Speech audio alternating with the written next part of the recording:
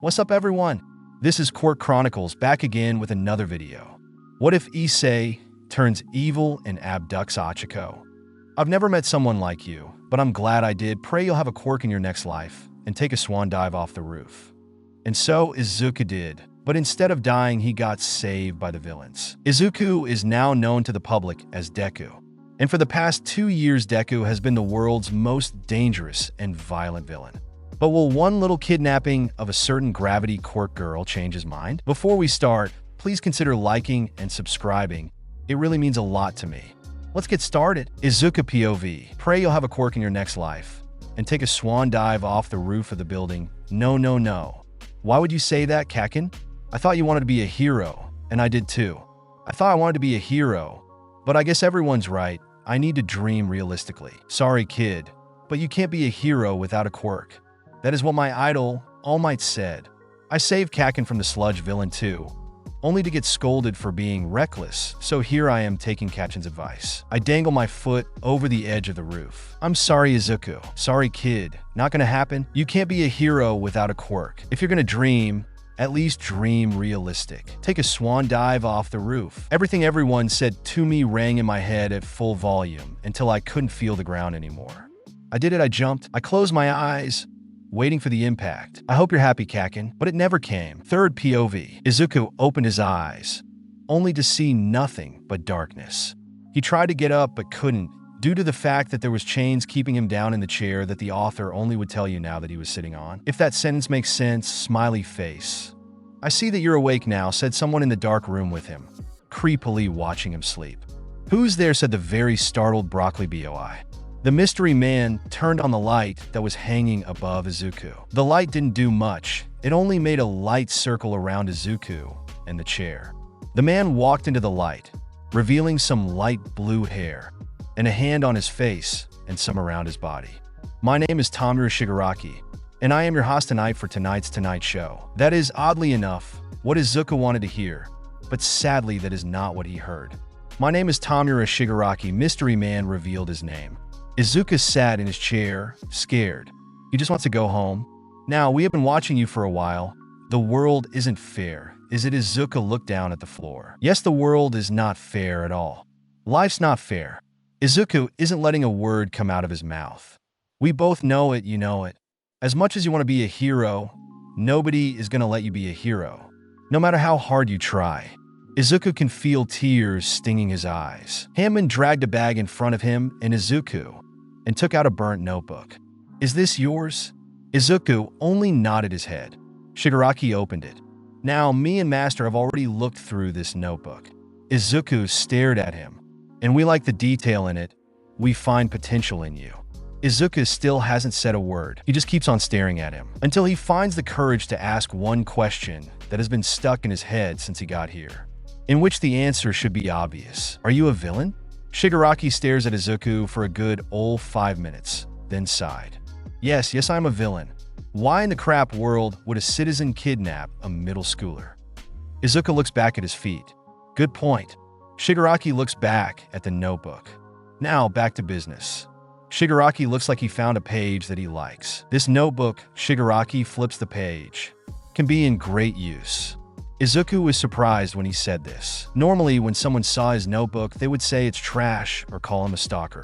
But this handyman villain said that they see potential in him and said that his notebook is useful. Me and Master have decided. Shigaraki closed the notebook. That we want you to join us, Tamura smiled.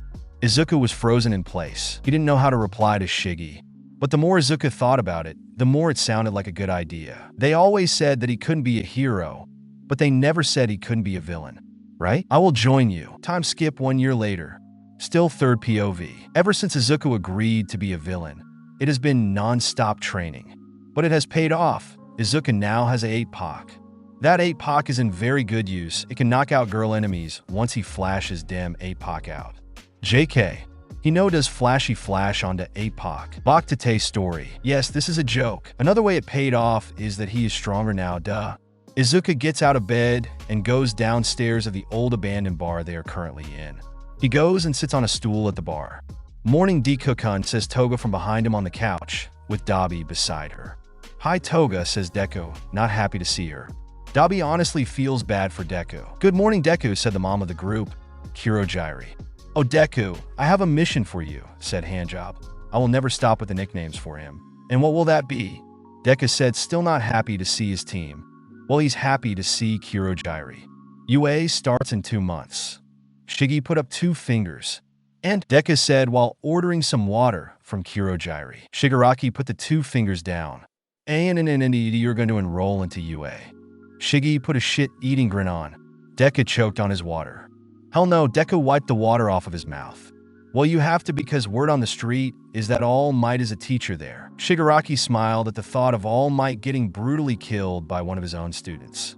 Deku glared at the mention of All Might. All Might was the reason that Deku is not a hero wannabe anymore. The reason why Deku hates heroes. The reason why his mom is sad. The reason why Deku almost died. Well, you better get to training for the entrance exam because you don't have a choice in this. And so Deku did. Izuku's first murder was one of his bullies, the one with the long fingers. Izuku kind of liked when he killed him. He felt strong, powerful, brave. And so he started killing more people. And so people know that it was him. He singed Deku on the walls with his victim's blood. And here is today, a month till the entrance exams to UA. And on the news is the chaos and 27 deaths from the 2 hands of who the public calls Deku. Izuku smiles at the news. These are Deku's 545th kills. If you ever see him, call heroes immediately. Do not engage in battle. Time skip day of UA entrance exam. You better get in, said Shigaraki as Deku was leaving the hideout. Izuku rolled his eyes. As Izuku gets to the front gates to UA, he stops and takes a look at the building before him. He inhales and then exhales as his old past memories come back to him. But as Isuku was walking, he wasn't paying attention to the steps he was taking, and unfortunately trips and falls. As Isuku was waiting for impact, it never came. He opened his eyes and sees that he was right in front, close to kissing the ground. "Sorry for using my quirk on you without permission. I thought you wouldn't mind," said a sweet voice. As she props Izuku back to him standing, Izuku was too busy staring at her. "My name is Ochaco Uraraka. By the way, what's yours?" She smiles at him. He scratches the back of his head. "Great. Oh, we're gonna be late. Gotta go. Bye." Izuku watches as she goes. WTF is wrong with me, he thinks as he feels his heart beating out of his chest. She's cute, he thought, blushing a little. But that little blush didn't last long, for he has realized what he just thought. And that blush soon turned into making his head into a tomato. WTF&O, she's not even my friend yet. I'm a lone villain, and let's keep it that way. Before Izuku went to go to UA, he first disguised himself. He dyed his hair black. Okay, since I'm lazy Emma, so that is what he looks like. Izuku is halfway done with the exam and has no points. Damn it. Why do these little shits keep stealing all the damn points? It's not that Izuku can't defeat the robots, it's that everyone keeps stealing his points.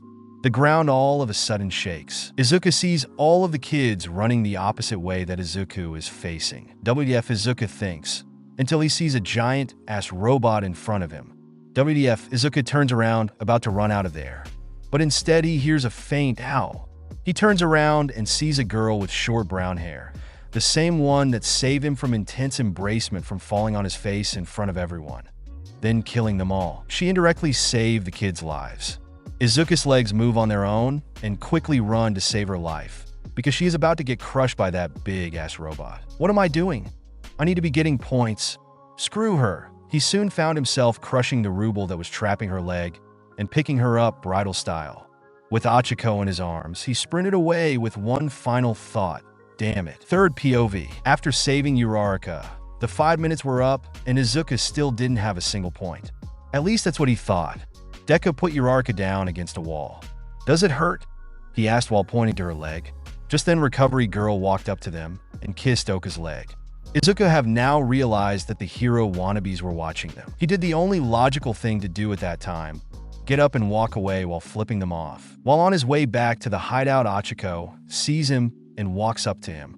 Bushy hair. Izuku looks over at her, raising an eyebrow. "Thank you for saving me," she says, looking at her feet. Yeah, Izuku honestly does not know how to reply to thank you if only he knew how to say you're welcome, or even a simple anytime, but he is never going to say something like that. Unless it is sarcastically. Anyways, where are you off to? Said a now very bubbly brunette. He walks down a dark alley. She watches him. Where are you going? She is now very confused. Home, he simply replies. Okay, well, see you later. She walks away. Isuku turns around and watches her go. Great. Now I need to deal with a very pissed off Shigaraki. You didn't get a single point. Yahaman is very pissed. Well, I think I at least passed the written. Deku got a chair through at him before he could finish his sentence. How the hell are we going to get information on UA now? Shigaraki furiously scratches his neck. Look, it's not proven that All Might works there as a teacher. Deku is trying his hardest to calm down Mr. Need-a-Hand. At the entrance exam, an hour earlier, with the judges at the custodian place where they watch the kids, there sits All Might. As he watches the kids, he is for some reason specifically watching Bakugo and Mikumo. If you couldn't tell, that's Bakugo and Mikumo. Isuku, he sees potential in them. Release the 0-pointer, says Skinny Might. He wants to know how they would react when they see the 0-pointer. Do it yourself, says Principal Mouse, smiling. And so Mighty Lies did. He released like 10 of them with Baku bitch, sorry Bakugo. I'm about to end these shitty robots' whole career, Kakin thought as he blew the robots into ashes. But as he knew that he was going to get into UA, it still didn't feel right to him. Ever since Isuku went missing and about 5 months after that came a dangerous villain with a name all too familiar to him, Sasuke just stopped being mean to everyone and started ignoring them instead. A year back with Katsuki Bakugo, the TV switched on. Now we are here at a crime scene. The famous hero, Kamui Woods, dead. Katsuki was surprised at the news, but since his parents are in the room, also watching the news, he didn't show it. The villain has revealed his name as Deku. Witnesses describe him to have green eyes, green hair, for freckles on his face, and looks to be about 14 or 13. If you ever see this kid, please contact heroes and police immediately. Bakugo dropped the remote with a look of horror on his face. Hey, that sounds like what Inko's son looks like, said Mitsuki. Sorry if that's not how you spell her name. Because that is what Inko's son looks like, said Katsuki. Because that is Inko's son. And now back to present day in the bar. It's been about 3 weeks since the entrance exams, and Isuku finally got his letter from UA saying that he has passed. And in that letter is proof that All Might is a teacher at UA. And so Isuku released the news to the team. Guys, sadly, I got in, sad face, said Deku, literally almost crying. That's great news, Isuku, but now we need a plan, said a now very heavily smiley Shigaraki. Isn't the whole thing of me getting into UA is just so I can get info on their plan so we can make a plan to take down the heroes?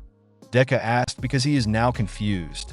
Exactly, said Shiggy. Sorry for so many time skips, but time skipped to first day at UA. Deku puts on his uniform, wiggles his hair into disguise, somehow changes his eye color to red, dyes his hair black, again, eats breakfast, and is now on his way to UA. Over the hills past the traffic to UA we go, and he makes it into the building. After taking a good 3 minutes of a waste of his time to find his classroom, he finally finds it. He opens the door, only to find a strict blue-haired glasses dude arguing with an all-too-familiar blonde. Holy SHT, is that Kakin? The blonde looks over to the door to see who came in. He can't put his finger on who it is, but for some reason that black-haired extra looks familiar to him. Hey, I recognize that bushy hair. You're the boy who lives in an alley, said a bubbly voice behind him. He turns around only to see the one and only Ochaco. Yumhai, Deku figured that acting would be a great thing to do. He doesn't want anyone to be suspicious of him. Now does he? But unfortunately for him, that stutter was real. What's it like living in an alley? She asked, literally thinking that he lives in an alley. She's not wrong. He lives in an alley. But what she is thinking is that he lives in a dumpster or something. I don't live in an alley, he said, knowing that she thinks he lives in a dumpster. I mean, I live in a building in an alley, he said, regretting saying that the moment it left his mouth. Oh, that's pretty shady, said Oka with a look of concern on her face. Isuku really didn't want to be in this conversation anymore, so he changed the subject. We are right in the middle of the doorway. We should probably move. Isuku steps out of the doorway. The class is still staring at them while the whole thing unfolds. Yeah, you should move to your seat. If you're here to make friends, then you can leave right now, said a very monotone voice that Isuku and Ochaco can't find the owner to, until they look down to see a yellow sleeping bag with someone in it sprawled across the floor. "Hey, look, a caterpillar!" yelled Isuku. "I just awfully gave up on spelling. Sadly, I am not a caterpillar. I am your teacher, Owazawa. Dang, he is my favorite character that is not Denki, and I can't even spell his name, sad face. I am honestly terrible at spelling. Now put on these clothes and go outside." He lifted up Oansi with the letter U on the top part, and A on the bottom pants part. It was blue, and the letters were white. In the bois locker room, Izuku takes off his shirt, only to reveal a bunch of scars on his back and chest and stomach from fights that he has had with the heroes. All the boys looked at him in surprise. "What?" Izuku asked, annoyed that they are staring at him. "Bro, where did you get those scares?" asked the one with the red spiky hair. "Whoa, why is there a burnt handprint on your back?" asked the guy with the black lightning bolt in his hair. This caught Kachin's attention, the opposite of what Izuku wanted. That little comment caught Katsuki's attention due to the fact that he used to blast Deku's back when Izuku was face first up against a wall. Don't get any ideas. They pushed him against the wall to trap him. When Bakugo did this, he could see his handprint on Midoriya's uniform. But Bakugo didn't think that his handprint would make it to the skin on Deku's back. Katsuki turns around to look at who he thinks is Mikomo. Katsuki looks at Izuku's back to see a faint handprint burned on Deku's back. Izuku, noticing that Bakugo is staring at his back, quickly puts his shirt on and walks out of the locker room. "That handprint was the same size as my hand. Bet you already know who that was." "Alright, we are doing a test," said Aizawa. Asterisk tears of joy asterisk. "Remember the physical tests you did in middle school? We are doing those, but you can use your quirks," said Aizawa, once again in a monotone voice. Some kids said that this was going to be fun, and that seemed to make Sleep.io mad. "You think this is going to be fun, huh? Well, guess what? The person in last place is getting expelled." The class except Momo was surprised by this. Izuku could care less, but somewhere deep inside him, he didn't want to get expelled. After a big speech about how the world isn't fair and how heroes risk their lives every day, they finally got to the tests. I'm sorry. Since Izuku doesn't have a quirk, he failed every test except the grip one. Remember, he's strong now. View what he still got in last place in every test, so that leaves him to be the one to get expelled. One thing that surprised him a little bit was when Uraraka sent a ball in the ball throw test to space. She obviously got infinity on that one. And Bakugo exploded the ball, yielding D. Yeah, that sounds very Bakugo, doesn't it? Akatani, you're in last place. So you are getting expelled for some reason he can't explain. Izuku felt a tear in his heart and a pit in his stomach. But there was one explanation that only crosses in a deep, empty part in his brain. He still wanted to be a hero. POV third. "Oh no, wait. I was joking about the whole expelled thing. I just wanted you all to go all out," said Aizawa with a shit-eating grin. I swear he doesn't know how to smile. The whole class starts to freak out, saying things like, "How can you do that to us?" Or "Really? Come on, man." But a black ponytail said, "You guys really didn't know that he was bluffing?" "Sorry, Momo, but no, they didn't. You're the only one." Deku sighed, happy that he doesn't have to deal with the angry Shigaraki, and sad that he didn't get his one-way ticket out of this crappy school. Also, a girl that goes by the name Ochaco is happy that he hasn't gotten expelled yet. Hey, black-haired kid. That's right, she still doesn't know his name. Somehow, I honestly thought that Aizawa said the names during the tests, but I guess not. There is reasons why I am not letting anyone know his name. Trust me. No name turned around to face her. "Oh, hey, Uraraka," he said with a small smile on his face. Ochaco stopped running and just stared at him. "What?" Deku is officially confused by her actions. "Never mind," she said. "Wait, did I do something?" He pointed at himself as he said this. "You smiled." She only told him because she didn't. He wanted him to worry. He raised a brow. "She has never seen me smile?" She walks the rest of the way towards him.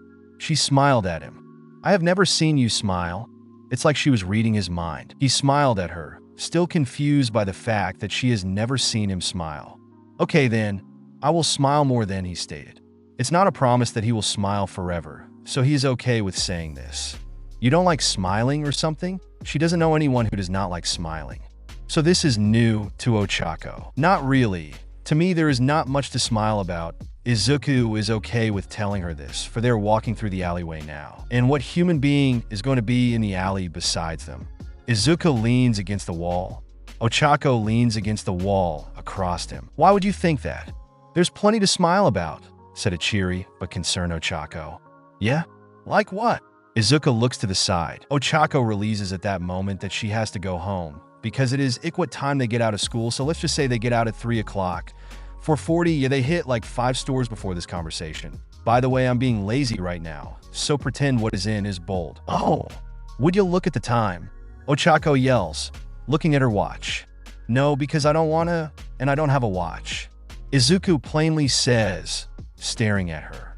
The point is that I have to go, Ochaco shoots back. But to give you something to smile at, your one and only friend. Ochaco seems really happy to be his friend. He seems pretty cold towards his classmates. Izuku widens his eyes at this statement made by Uraraka. Her friend? He doesn't know much about friends, so he might not really remember how friends are. You know, like friendly hitting, hanging out, he doesn't really do these things. Izuku only hits if it's knocking out. Izuku doesn't hang out, he's in and out, not staying. Friends? Deku is beyond confused. Oh, and I still don't know your name? What is your name? Oko is honest. She still has no clue what his name is. Izuku is now stumped. This is a lot he is taking in. First she says she's his friend, and now she wants to know his name. Do you not have a name? Ochaco has never heard of someone without a name before. AHM2 have a name, stutter, Izuku does, and is ashamed of. You can call me Yamakumo, I guess, he says quietly. Okay, see you tomorrow, Yami, she yells, waving as she runs home. He once again watches as she leaves, and does something he hasn't done since he first became a villain. He slowly raises his arm a little and waves back. The words rang in his head. Your one and only friend. Maybe we can be friends. Third POV. After that conversation, Deku and Ochaco went home and went to bed, along with the rest of their class. Sweet dreams, kids. Now changing someone's mindset isn't as easy as just a little speech. It takes so much more. So when Shigaraki saved and talked to Deku, he wasn't convinced that easily. And Deku acting like a douchebag to everyone. That has reasons to this. Oh, when Deku agreed to be a part of the villains group, he thought that they were the only one who believed in him. So it was better than being with a bunch of people who only hurt him. Except for his mom.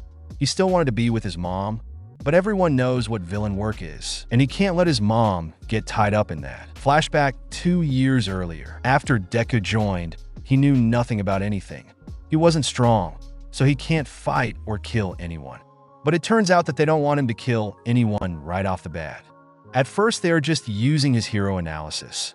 His work was to gather as much knowledge on every hero they request, and get as much information he get off of them. After he was done, he would return the analyses. Soon enough, he began making battle plans for them. We want to kill All Might. Do you have any good plans for that? Shigaraki asked. Let me think about it. Deku begins thinking. He flips to a clear page and begins writing and muttering. That little request made him begin thinking long and hard about how to end All Might. Then Deku remembered the little secret between him and All Might. Yeah, that is how you end All Might. First ruin his reputation, then ruin him. But when? After Deku remembered All Might's wound. He remembered how All Might told Deku that he couldn't be a hero quirkless. Then saving Kakin. Then the jump. It all just fuels his hatred for heroes. If All Might's fake, then they all are fake. By this time, Deku has a plan. Just not when and where, but acknowledging the fact that he doesn't know when and where, he gets our idea.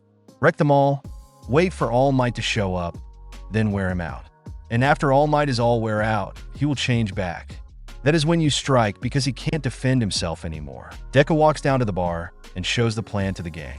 They all accept the plan, but they're going to wait to attack for some reason. In that time of waiting, Izuku gets promoted to Hitman. Anyone the villains want him to kill, he will go after them. Izuku didn't want to kill. Before he joined, he was actually going to request no killing. But he didn't because he thought that they would only use him for hero analyzing only. But he was dead wrong. Midoriya didn't just get labeled Hitman, and everyone did nothing about it. They trained him, of course. If he didn't get trained, then he would have gotten caught on the spot. One day, before Deku became a Hitman, he was walking out of school. He was walking into the alley of hideout when he heard someone calling his name. Hey, why don't know? It's the quirkless freak, said a low-life middle schooler. Izuku sighed and turned around. Why you sighing? Aren't you happy to see me? When Izuku turned around, he saw that it was one of Kachin's friends. The one with the long fingers. "I'm really not in the mood," thought Isuku. He would say that out loud if he had the guts to. Fingers laughed a little and walked up to Deku. "What's with the face? Trying to get ballsy, are ya?" He walks closer to Deku. Now, if hitmen get caught, then they resort to fighting. Or they just run away. So, Izuku now knows how to fight. I almost typed Izuku now knows how to cuss. And how trap your enemy and kill them. Izuku walked back and up against the wall. "Yeah, that's what I thought," Fingers laughed. "You are nothing, and don't ever think you are." He pushed Izuku up against the wall that he was already on. Izuku puts his head down, his hair blocking his eyes. Fingers laughed and continued talking shit on Izuku and continued to shove him. The more Fingers talked shit and shoved Izuku, the more Izuku's anger got fueled. Fingers laughed, talked, shoved. Then the next thing he knew, he was dead. Izuku's training kicked in, and he ended up ending the life of Long Fingers. Izuku stared as the blood and guts of Long Fingers were all over the ground. The cries of Fingers prying for Izuku to stop and to not kill him were still ringing in Izuku's head.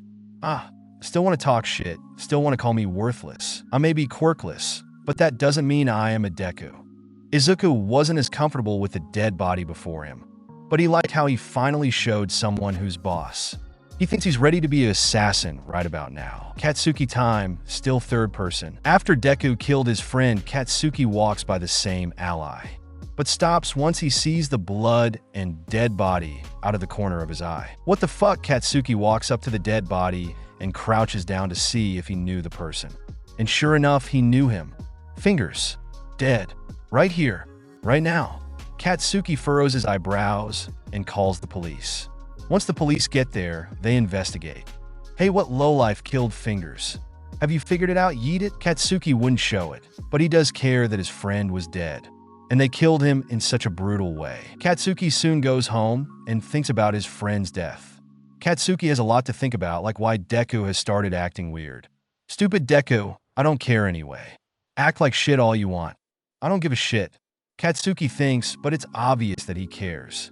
He also cares that his friends haven't noticed Izuku's sudden change. And Bakugo, of all people, care about Deku's health. If only Bakugo was careful of his choice of words. Bakugo, of course, wants to be a hero. And Bakugo will do anything to make that dream come true. And Katsuki wants to be the first one and the only one in his school to get into UA. So when he heard that Deku was a villain, he remembered how Deku wanted to go into UA. And then how Deku started acting weird. He started cussing himself out. He was a little happy about him being the first in his school to get into UA though. Ochaco, still third POV. It was the day of UA entrance exam. She has 1 or 2 or 3 things to accomplish. Wait, yeah, it's 3. 1. Pass the exams and get into UA 2. Become a hero 3. Get money for family. As she was walking up and into UA, she sees a curly black-haired kid in the front of the building, staring at it. She was walking behind him until he tripped on his own 2 feet. Uraraka saved him from tripping. "Are you okay?" She just wants to know if he's okay, but then notices something else. He almost looks like that one villain Deku. Maybe I'll just ask for his name? She questions herself. "My name's Ochaco, Uraraka, by the way," she says, but then noticed that it is time to go. But he didn't seem like Deku, seeing that he blushed and stuttered at his own name. LOL. But it's quite the odd thing that he sounds like Deku. Third POV. Deku may be quirkless, but still quirklessly got no points in the entrance exam, but saved Oka, and quirklessly passed. And no one in his class, except Ochaco, knows that he is quirkless. They must be stupid. But Bakugo can't wrap his head around it. But that black-haired kid looked familiar. His black hair? No. His eyes? No. His freckles? And yes, that's IT. But why are they familiar? And that is when it clicked in Bakugo's head. Those were the placing of Deku's freckles. Third POV. Like normally, everyone went to school. When Deku entered the room, Kakin stared at Deku as Izuku went to his seat. Right when Deku sat down, Kakin immediately turned around to yell and exposed Deku's identity. "DKU!" Kakin yelled at Izuku. Izuku stared at Kakin. He couldn't know. He can't know. No. Shut up, Kakin. Deku is honestly scared at this moment. Not of Kakin, but scared that everyone will know who he is. At this moment, everyone is looking at Izuku and Kakin. I know it's you, Deku. Kakin is yelling and close to tears right now. Hold up, you're saying that this dude is Deku? Red spiky hair points at Isuku. The #1 villain? In a hero school? He doesn't even look like Deku. Black-yellow bolt hair laughs. Shut up, all of you. Deku, why? Why the fuck did you side with those stupid villains, DKU? I thought you wanted to be a hero. Kakin is now crying. Something Izuku never thought he would see. I don't know what you're talking about, dude, but I'm not Deku. Izuku calmly exclaims. The whole class is just staring at the whole scene. No words to be said. Stop fucking lying, Deku, and just admit it. Izuku had those same freckle placing that you have. Izuku had the same eyes, and I promise you that you somehow changed your eye color. He had the same voice as you. He is you. Kakin is mad and sad, his voice cracking after every word. He slams his hand on Izuku's desk after every sentence. Dude, me and who did you say? Izuku. I don't know, but we just might be identical strangers. Mikumo puts his hands up in defense. Oh really? Then what's your shitty name? Katsuki calms down a little bit, but is still not believing that this stranger is not Deku. Ochaco silently watches as her first theory about him being the villain Deku is now getting investigated. Izuku stares at Katsuki for a minute. You don't have an answer for that, do you? Is it because you are Deku? Katsuki scowled at Deku. You guys are the same? You are quirkless, aren't you? Katsuki is still currently yelling. Yeah, I'm quirkless. But my name is not Deku or Izuku. It is Mikumo. And Izuku is not the only one in this world who is quirkless.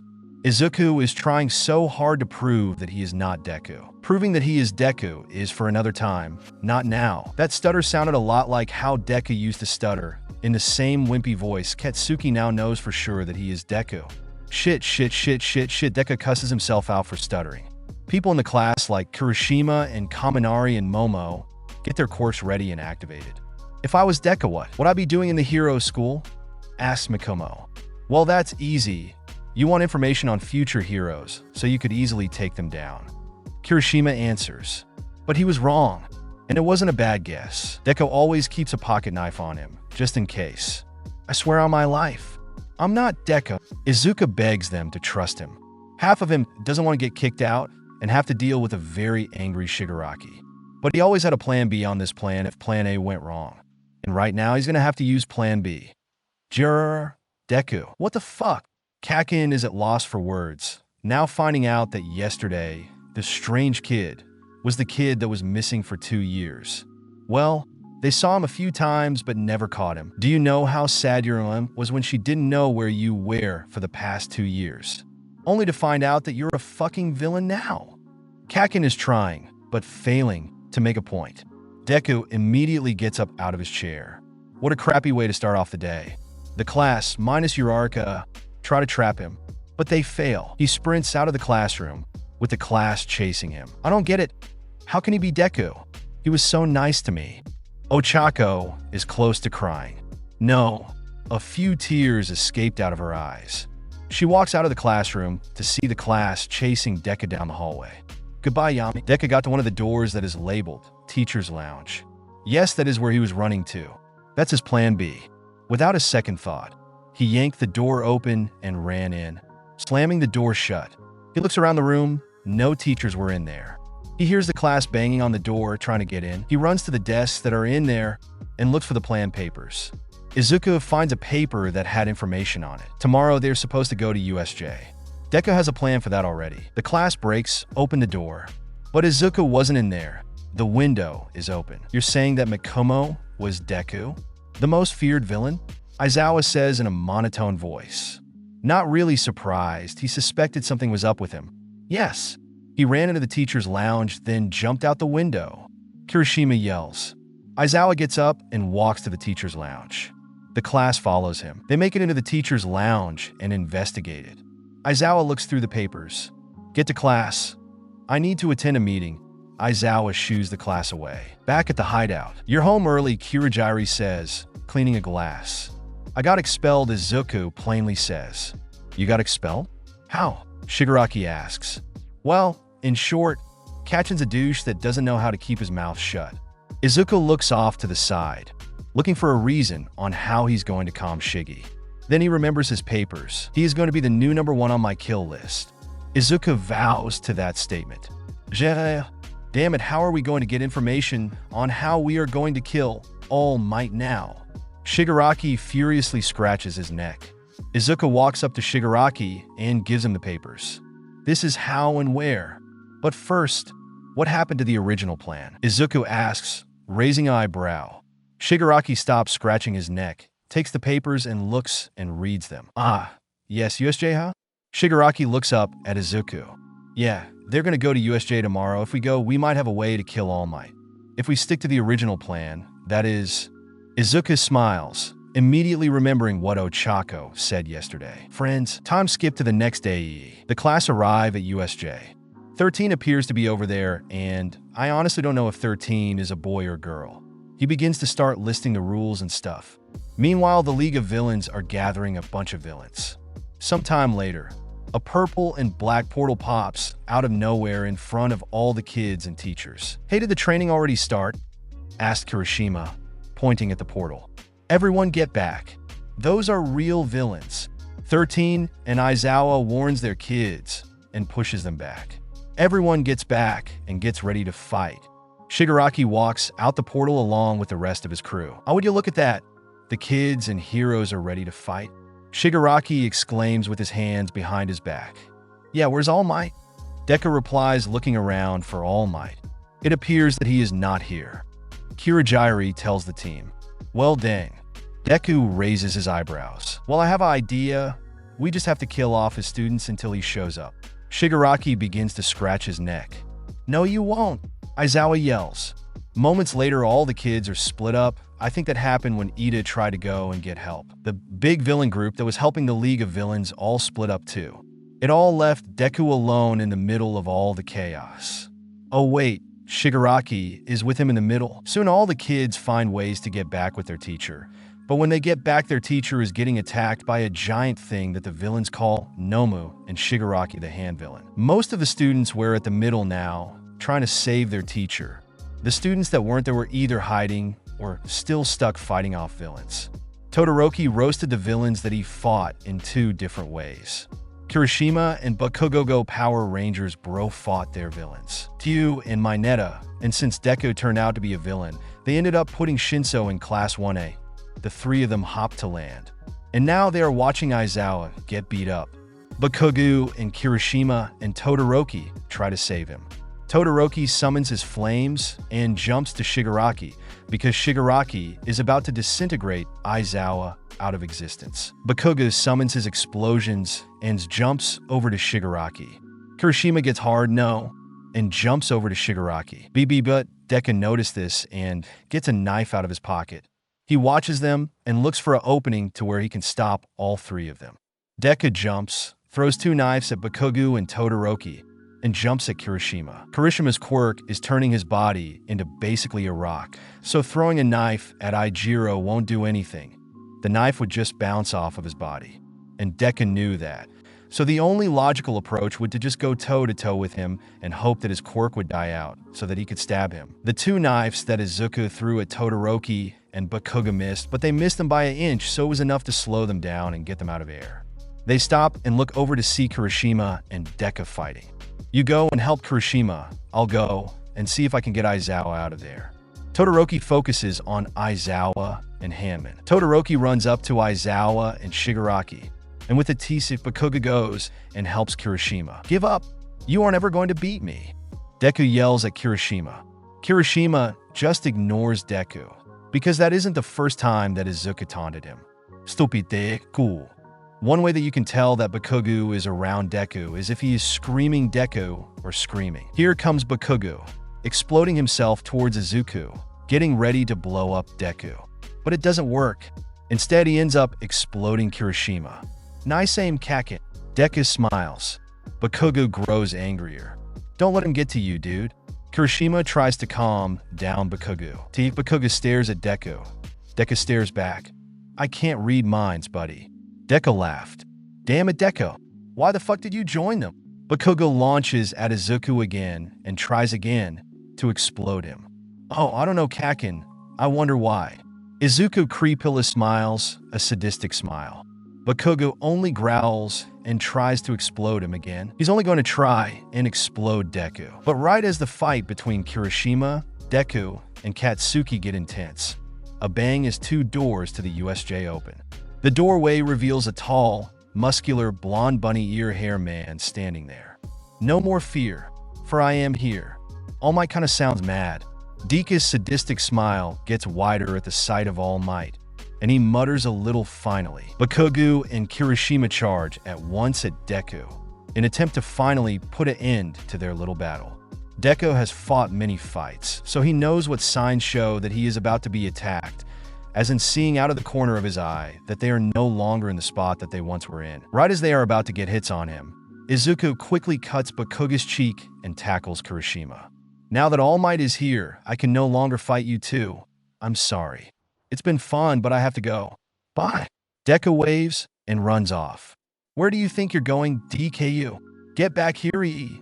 Bakugo screams and chases after Deku. Kirishima follows Katsuki. Before All Might showed up, Todoroki was kind of having a hard time getting Aizawa out of the little trap he was in. The Nomu attacked, but Todoroki always used his eyes to block the attack.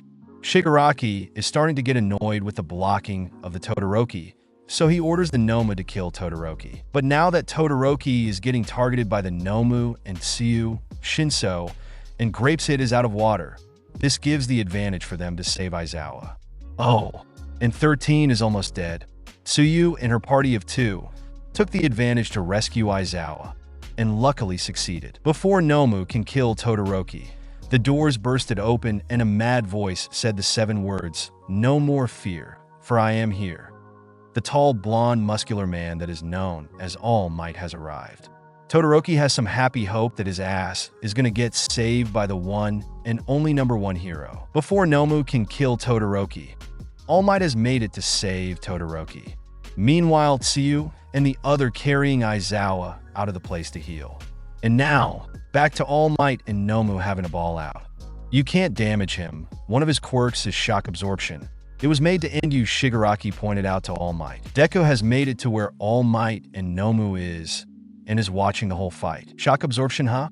All Might said, then began to furiously punching it.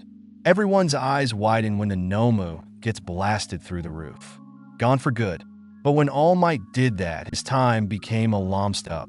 And now All Might is left to start bluffing, so he did. Come on, villains, aren't you guys going to attack me? You came here to end me, right? All Might said, trying to bluff out the villains. Deku stares at All Might for a while. What's up with him? Shigaraki whispers to Isuku. Isuku stares at All Might longer. All Might just stands there. And then Deku gets an idea. He's bluffing, he whispers back to Shigaraki.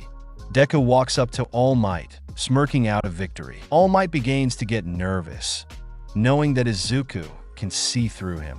As the class watches Deku walk up to All Might, they recognize Isuku as the shady black-haired kid that used to be in their class. So their theory was correct. So, All Might, just for starters, do you recognize me?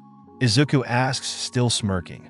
But the smirk drops to a frown when he sees that All Might is a douche that doesn't remember ruining a kid's dream. Seriously? You don't remember me? You don't remember ruining the quirkless kid's dream? The last question Deku asked had pure venom after every word. All Might's eyes widen as he remembered the poor, quirkless kid from the rooftop. It's okay, All Might. You're still the big hero in public's eyes. The fearless All Might. No one suspects any fear or secrets about him. Deku laughs. Let's see how long that lasts. Deku takes out a knife from his pocket. All Might tries to get ready for a fight. The kids summon their quirks, getting ready to help All Might. Long live the symbol of peace, Deku says, with a crazy look in his eyes. Whoever knows the movie, props to you. Deku runs up to All Might. The kids jump to Deku. The villains run towards the kids. But right as Deku hits All Might's weak spot, the doors burst open, revealing a bunch of heroes, Ida in front of them.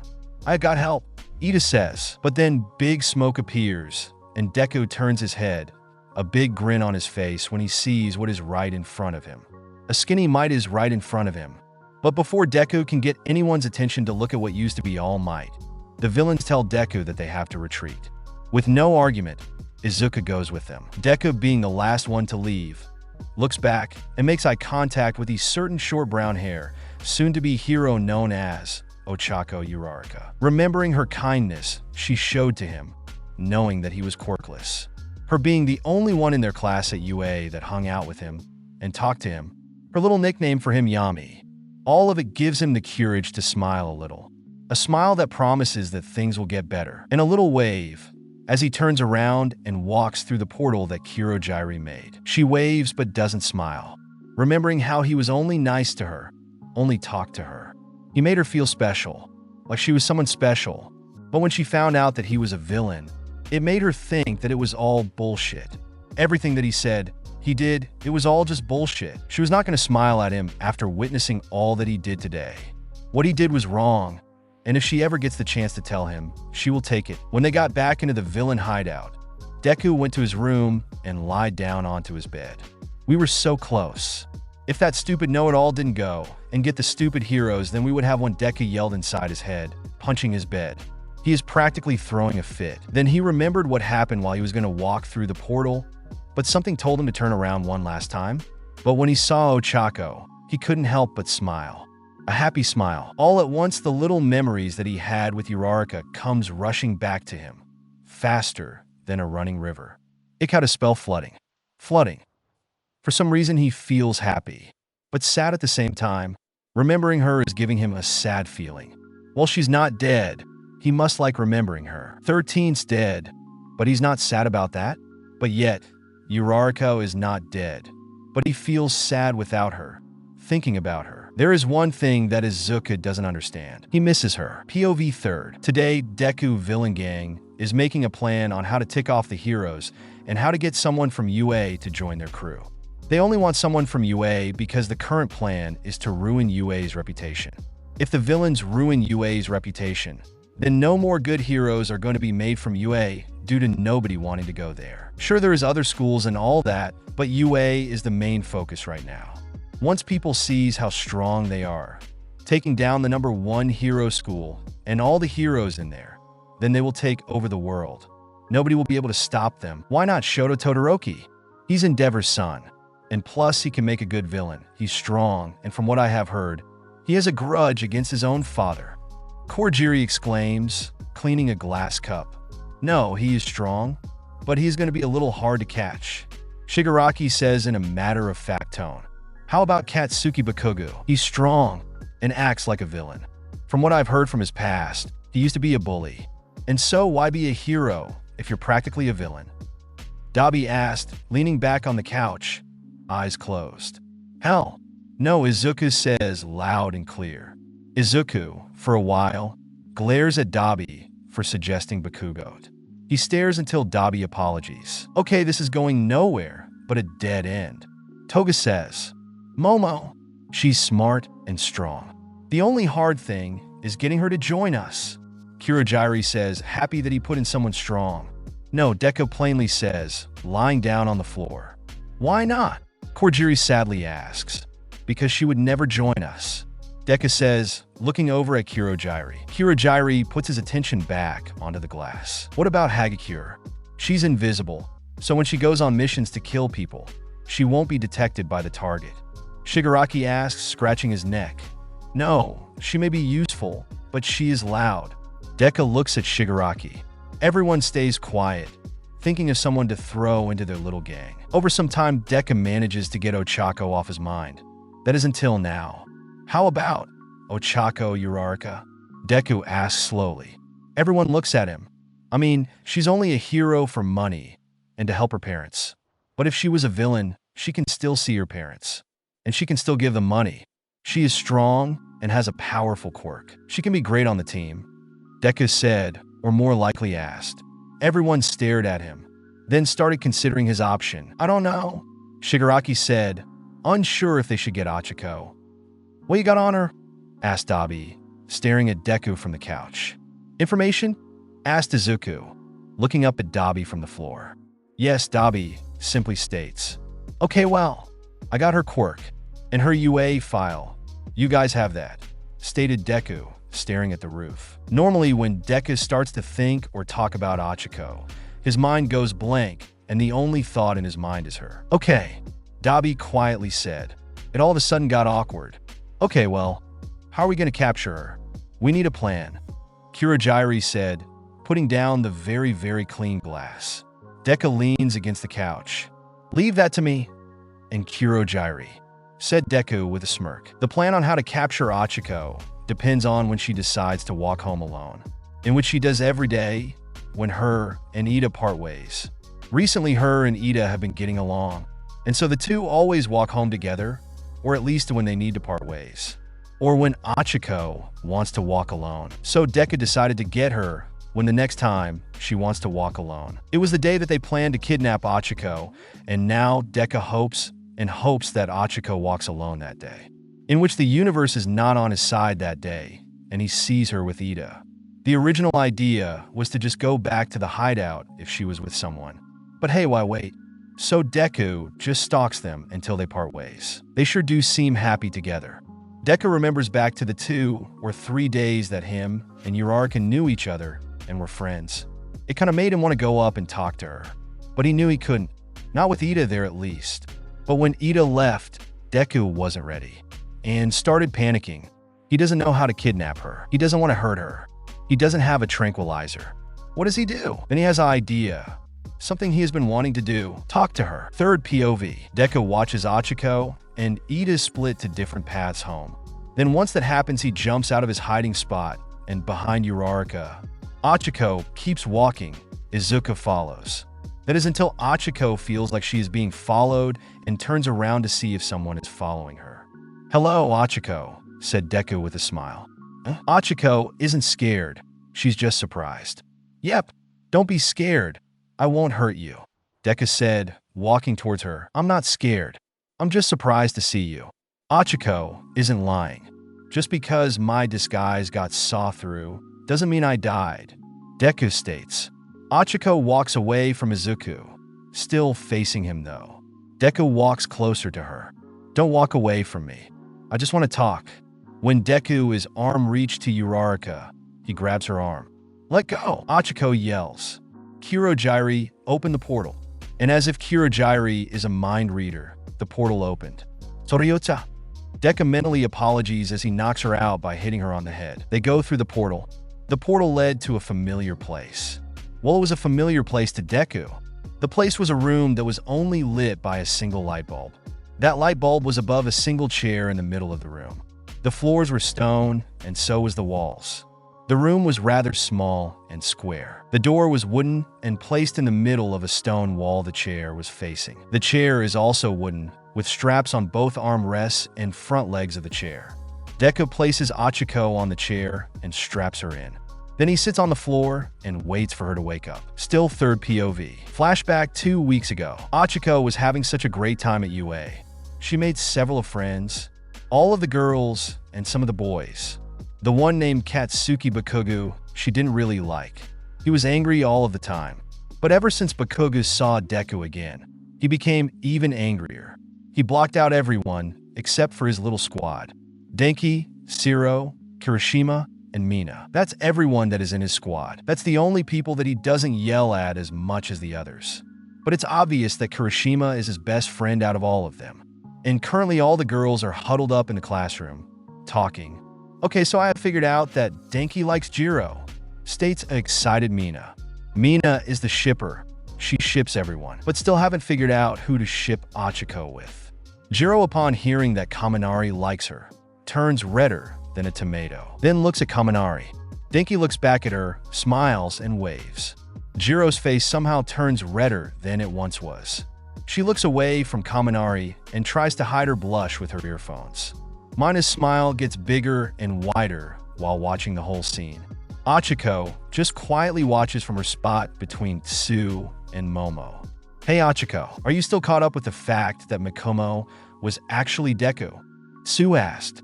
Ever since Deku left, she started talking to other people. Soon she became close with her classmates. Tsu, being her best friend. Well, Tsu is just what Tsuyu wants everyone to call her. Her real name is Tsuyu Ajui. No, I don't have time to be caught up about that. It's only going to make me fall behind, Ochaco says with a smile. The truth is, yes, she is still caught up about that. Well, he was the first person ever nice to her in this school, and he was her first friend. She was going to go and greet him that morning before Bakugo started yelling at him. Okay, says Tsu. Tsu knows that Ochaco might still be thinking about that, but it's better if she doesn't push any further. Just so you know, Ochaco, all of the girls look at Ochaco and smiles. We are your friends. They put their hands on her shoulders. We will always be here for you. Around 2 hours after Deku put Ochaco in the chair, Ochaco woke up. Huh? Where am I? Ochaco sleepily said as she woke up. Ochaco looked around the room. That's a lot of stone, she thought. Good afternoon. Deku greeted Ochaco. She was surprised all over again. It was then that everything came back to her. She tried to move her arms and get up, but she couldn't because she was strapped into the chair. What do you want from me? Asked Ochaco. She stared at Deku. Nothing. Just want you here with me, said Deku. But he later regretted his choice of words. Creep. Ochaco bravely stated. Okay, no, not like that. Deku madly blushed. Ochaco blushed a little too. The room's atmosphere became tense. Okay, what I meant was that I want you to join me, Deku said, calming down a little. Join you in what? Ochaco asked, raising an eyebrow. What I am. The League wants you to join us, Deku said, returning his smile. Ochaco doesn't know how to answer. She doesn't want to be a villain. She wants to be a hero, but she also doesn't want Deku to be a villain. She still wants to be his friend. It's been a week since Ochaco got kidnapped. All of her friends are worried.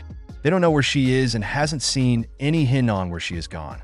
When Deku asked Ochaco if she wanted to join them, Ochaco rejected the invitation.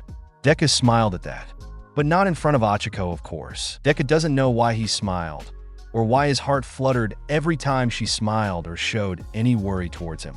And it was weird when his heart fluttered at the fact that she rejected his invitation to the villain birthday party. She was someone he can trust. Sometimes he finds himself opening up to her, telling her his secrets, stuff about his past, and she would sit and listen. But that was when his team was not torturing her. They would cut her, burn her, pour lemon juice on the cuts, electrocute her, stab her foot with Christmas ornaments, tape her eyes open so they burn like hell. But the worst one was when they would tape her to the ground, put a rat on her stomach, put a bucket over the rat, put burning coal on top of the bucket. Then the rat would start clawing at her stomach. They always heal her and never let the rat claw too deep. They would always try and convince her that heroes are crap. They would tell her to stop believing that the heroes would save her. They would tell her that no one is looking for her. The League isn't the only ones torturing her. Isuku did too. He didn't do it as bad as the others. But when he is not torturing her, they are talking to each other. Sometimes I think I'm losing my mind. It's like I'm hearing someone talk, but no one's there. Ochaco told Isuku, who looked at the young lady with concern. He didn't know how to reply to that. He is insane, but he didn't know how to save someone from becoming insane. But isn't that their goal? To make her insane? But he didn't want her to become insane. He liked her just the way she is. It has been 3 months since they got Ochaco, and Class 1A has been worrying more than they ever have in their lives. No hero knows what happened to her or where she went. Meanwhile, Isuku and Ochaco have been having a great time talking with each other. Aizawa enters the room. Please tell me you have information on where Ochaco went, said a very worried Mina. Every morning that Aizawa enters the room, the class would ask for anything on where Ochaco went. I'm sorry, class, but we still don't know where Uraraka went. But we will not lose faith. The heroes are working very hard. And every day, Aizawa had the same answer. Back at the hideout at that time, every day Ochaco and Isuku have been keeping each other company. Ever since Uraraka got there, Isuku have been keeping less in touche with the League. So the League and Isuku don't really talk anymore. And Ochaco is sure that Isuku is the only one keeping her sane nowadays. What do you wish for? Ochaco asks. Isuku asked Ochaco that same question, and she responded with, money. For my parents. Isuku understood that. He knew that was her wish. But what was his wish? I don't know what I wish for. He honestly doesn't know. Isuku and Ochaco are sitting against a stone wall in the room, just having another of their normal conversations. It has been hours since the question Ochaco asked him, and he is still thinking about what he wishes for. He is still thinking about her. No matter how hard he tries to get her off of his mind, he can't. He is aware that he has a crush on her, even if he is a villain and she is a hero. He goes to bed thinking about the question. Maybe all I wish for is A tired Izuku slowly drifts off to sleep with one last thought: to be with you. Third POV. It was the third month that Ochako was missing, and Mina and the girl was worried sick. The police didn't know if they should continue searching. And the League was happy because their plans came true. People were starting to not want their kids to go to UA and started thinking that it is not safe there. And that is because of one little attack and a little kidnap. Surprising, right? The heroes are starting to lose faith in ever finding Ochako. With no evidence, the police could not continue the search. I mean, she could have just ran off with a boy. A policeman told Akako's parents, "There is no such thing." Mr. Uraraka yelled, "Please, we beg of you. Please continue searching." Mrs. Uraraka yelled and pleaded. The policeman sighed. "I'll send some men out to search," he said, putting his elbows on his messy desk and putting his hands on his head. The policeman was obviously very tired. He didn't believe that they would ever find the missing girl. Akako's parents were relieved that the police would keep searching. "Thank you.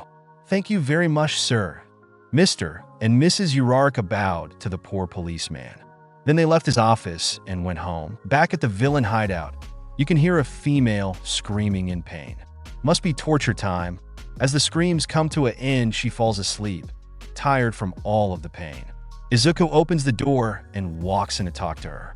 That morning, he woke up thinking about his crush on her. He came to a conclusion that he was going to tell her today, but he can't while she's sleeping. Or can he? Why isn't he talking to us? Ever since he woke up, he wouldn't say a word to us. Like he's ignoring us. Shigaraki says. Ever since Izuku stopped talking to them as much, Shigaraki started talking to Kurojairi more, mainly complaining about how Izuku wouldn't talk to them. He's probably just trying to get Ochako to join us. Kurojairi calmly responded. That doesn't explain why he completely ignored us today. Shigaraki furiously scratches his neck. "It's 'cause he lit keys here," says Toga, blushing. But Toga deep down is secretly jealous. She doesn't like how Izuku likes Ochako and not her. Toga will freely admit to her crush on Deku. Well, actually, Toga doesn't know if she still has a crush on Deku, because ever since Twice got there, he has a what? Kurojairi and Dabi didn't quite catch on. Deku is known to be cold and dark. But he has a crush? Oh, hell no! Shigaraki isn't happy about Deku having a crush. He thinks that it will get in the way of Izuku's work. And honestly, it is.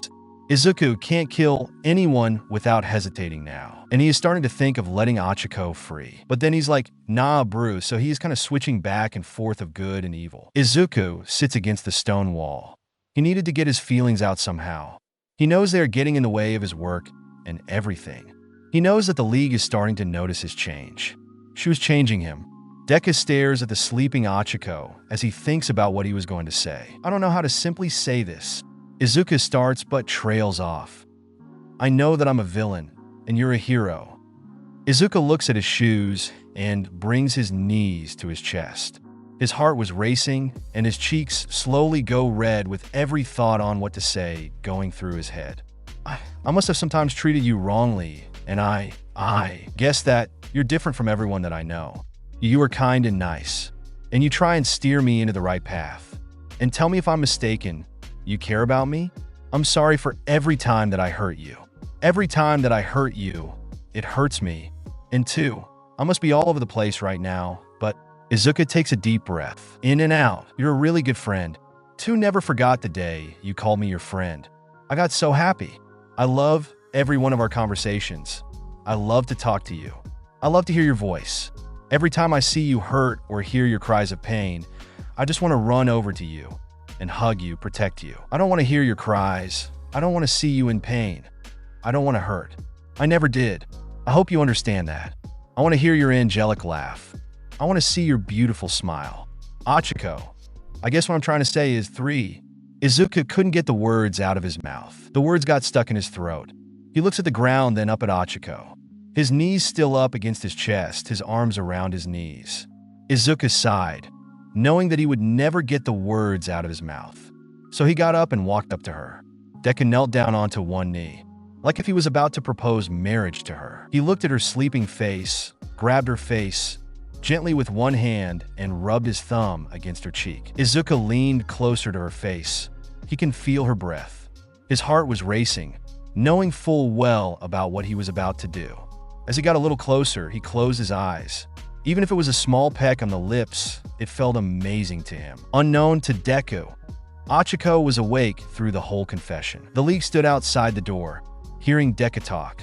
Kurogiri was shaking his head the whole time. The second they heard Deku walking, they watched through a crack in the door. They watched Deku walk up to Ochaco, kneel down, and kiss her. After that, they walked back to the bar. The whole walk was silent. Okay, well, twice started. No, hush now, Shigaraki said, mad. Shigaraki was mad because he didn't care who Deku fell in love with, as long as it wasn't a hero. And Deku knew this. Deku knew that he can date someone, as long as it wasn't a hero. But here he was kissing the hero he kidnapped. Kurogiri went to the glass cups to clean them. Mr. Clean, Deku walked to the door and was about to leave. But he decided that he wanted to look back at her at least one more time. So he did, and he wasn't expecting to see her chocolate eyes looking at his emerald eyes. He noticed that her cheeks were redder than usual. Then it clicked in his brain. She heard everything. Third POV. Ochaco was, yes, at first asleep, but when Isuku started talking, she woke up. She can't say she was happy at what he was saying. After all, Isuku was right. She was a hero. He was a villain. But she also can't say that she has no feelings for him. Ochaco has been feeling weird around him lately, but she doesn't understand what those feelings are yet. He did hurt her, but she doesn't really feel the pain. He could put a knife up to her neck, and she would freely let him kill her. Ochaco has been thinking about what she would do when she gets out of here, but the thought of not seeing Isuku ever again puts an uneasy feeling in her gut. It's almost like she doesn't want to leave him. When he leaves, she always wants him to come back. Ochaco thinks it's because she's lonely down there alone. He's someone she can trust. But when Isuku told her the way he feels about her, she realized that she feels the same way about him. Then he kissed her, and her heart went haywire. She had to say something before he left, anything. So she opened her eyes, only to see his back turned to her, walking to the door to leave. She was about to say something, but then he turned around. Akako's mind started freaking out. Izuku looked shocked to see her awake, but didn't say anything. He only walked up to her and stared into her eyes. "Did you hear all of that?" Izuku asked, kneeling down to look her straight in the face. Ochako only nodded her head. Izuku opened his mouth, as if he was going to say something, but couldn't say anything. Ochako was deciding if she should say the truth or lie about her feelings. "They'll hate you." Izuku couldn't finish the sentence, scared that she wouldn't feel the same. Izuku walks away to the wall in front of her, where he once was sitting. Even though Izuku didn't finish the sentence, but Ochako knew what he was trying to say. But would it be good to date the enemy? She may have feelings for him. 3. "I'm sorry," Ochako puts her head down. "I don't feel the same about you, but some people, you're better off not dating." Izuku lays on his bedroom floor. For some reason that he doesn't know, Shigaraki is mad at him. The gang keeps looking at him like if they have never talked to him in their lives. But none of those matter to him. What matters to him is how he is ever going to talk to Ochako again. Now that he knows that she doesn't feel the same about him, and that she knows that he has a crush on her. It has gotten awkward between the two of them, but he didn't let that stop him from talking to her today, though their conversation was the smallest of small talks. "So how's the weather today?" "It's fine, nice and sunny." "What do you want to eat today?" "Whatever you make for me is fine." "How did you sleep tonight?" "Fine." "How were your classes in school?" "They were good." "How is your work doing?" "Good." It's obvious that a dead silence got between them. "I have to go. I'll see you tomorrow." Bye-bye. It was a goal of Izuku's to talk to Ochako every single day. Soon it wasn't even a goal anymore. It was just a part of his daily routine. It was the highlight of his day, the thing that he was most looking forward to. And now he feels like he ruined it all. Ochako was no different.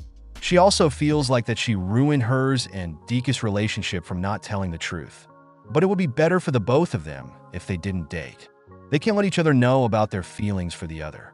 After all, what would happen if they end up having to fight each other on the battlefield? As soon as Izuku left the room, Ochako put her head down, and tears uncontrollably left her eyes. Izuku didn't cry. He just felt sad. But knowing that she wouldn't ever love him back, it hurt more than anything. "I'll wait. I'll be patient. I will wait for the day that you love me back. And if you find someone that isn't me, I will support you. I promise." Soon enough, everything went back to normal. The League talks and looks at Deku normally again.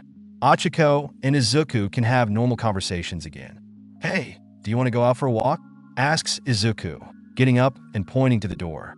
Ochako looks at Izuku in surprise. You're not scared that I'm going to run off or something? Ochako says, still surprised. Just don't do that. Izuku says happy that she might go with him. Ochako gets out of the chair and walks up to Izuku. Okay, Ochako says with a big smile. Okay, but you can't let the league know that I'm letting you out. Izuku says, smiling because she's going with him. And just like that, it became normal for them to sneak out and go do something together. And of course, they would have to cover up their faces. So they would go out in a hoodie and doctor masks with the hood on the hoodie up. And when people aren't around, they would take off the hood and doctor's mask. They both loved these times together and always wished these times would last forever. Hey guys, yelled a spiky redhead. That spiky redhead's name is Kirishima. You guys want to go to the park tonight? Kirishima asked, leaning over the common room couch. It has now been 4 months that Ochako went missing, and the students are starting to lose hope in ever finding Ochako Uraraka. Why? Asks a blonde named Kaminari. Or is his hair yellow? For some fresh air. Kirishima said, oh yeah, they also moved into dorms. I'm in, said a pink-skinned raccoon, eyes named Mina. Everything but her eyes are pink. After Mina agreed, everyone in the Baku squad, minus Bakugo, and some others like Ito and Jairu. At the park, they see 2 shady people in hoods and doctor masks. Hey, look at those guys. Kaminari points to the shady people. Do you think they're up to something? He asks the group. I don't know, but let's find out, says Siro, already walking toward the 2. The rest of the group follows. You still haven't told me where we are going. Is it just the park that you wanted to show me?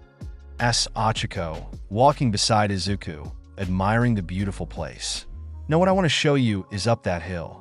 Izuku points to a hill that also looks beautiful, along with the rest of the park. The hill looked amazing itself in the night sky, with the moon shining light on it and the stars doing the same thing. It looked perfect. They continued to walk. Wow, that looks amazing, Ochako said, her eyes sparkling. Not as amazing as you, muttered Izuku. What? Ochako looks at Izuku. Nothing. Izuku looks off to the side, but when he does, he sees a group of people that looks like they're walking towards him and Ochako. Hey Ochako, I think we're gonna have to run up to the hill, Izuku says, finally looking back at Ochako. Why? Ochako looks to where Izuku was looking and sees the same thing. Oh, she realizes why they're going to have to run. But we don't want to look suspicious, do we? If we run, they're probably going to chase us. Ochako tries to make a point. We already look suspicious enough, Izuku says, keeping his eyes on the group. Izuku was honestly scared that they were going to take Ochako from him. But that is if they know it is Ochako. Ochako, on the other hand, didn't know what to do if they come face to face with her. Does she have them save her, or does she run away with Izuku forever, like every teenage girl and their boyfriends? Wait a minute. Are you suggesting running away from the help that can get you out of here? Izuku finally realizes what she just suggested. Well, I guess, Ochako says. Izuku didn't get to reply, due to the group finally getting their way to the 2. Izuku and Ochako both have a bad feeling about what's about to happen, but they both are afraid of one thing, losing each other. Hey, Kaminari yelled in Dekus and Akako's face. Izuku looked away from Kaminari. Whoa, you got some stinky breath, man, Deku says, shooing away breath. Ochako, on the other hand, was frozen. She knew who these guys were. Kaminari made a sad face and walked to the back of the group. My breath is not that bad, is it? Kaminari asked Jairu. Jairu looked away, almost laughing. Izuku noticed that Ochako was frozen and was about to say her name. But then Ochako stopped Izuku from talking. She shook her head, signaling for him to not talk to her. The group was confused by these actions. Okay, Zol, what's your guys' names? Kirishima asked. My name's Ijiro Kirishima. He held his hand out for a handshake. Deku took it. My name is... Deku didn't know what to call himself. Okuzi I ired him. Izuku replied, shaking Kirishima's hand. Jairu noted about the hesitation on him, saying his name. What about you? Kirishima looked at Ochako. Oka noticed that Izuku said his name backwards, so she did the same. Okako Akaru Ochako replied. They couldn't put their fingers on it, but the name sounded familiar to the group. I must ask, do we know you guys from somewhere? Ida formally asked. Izuku and Ochako looked at each other, then back at Ida and shrugged. Anyways, any reason why you guys approached us? Izuku asked, crossing his arms. None of them knew how to answer that question. They can't just say, you look shady with those masks and hoodies on, because if it turns out that they were sick or something, then that would have been rude. Okay, if there is no reason, then please leave us alone, Izuku tried to politely say. Well, we actually want you to take the masks and hoods off. Jiro cut straight to the point. She was already suspicious enough of them, but now that she heard the Ochaco and Ochaco, she might be onto something. No, Deku is not having it. Why? Neither is Jiro. Hey guys, I think Ochaco backwards is Ochaco. Kaminari connected the dots. I'm sick, Deku said to Jiro. Too late, Kaminari is correct. Kirishima tried to grab Akako's arm, but Izuku grabbed her arm first. We have to go, Izuku said, quickly walking off with Ochaco. After them, said Jiro. Run, Izuku told Ochaco, running. Ochaco followed Izuku. Ochaco is still not sure what to do. Go with Deku or go with her friends. It honestly confused her. She loved him. She was aware of her feelings, but she didn't know if she had the will to leave him. The class was quickly catching up to Izuku and Ochaco. Ochaco, I want you to make us float. Izuku was starting to run out of breath.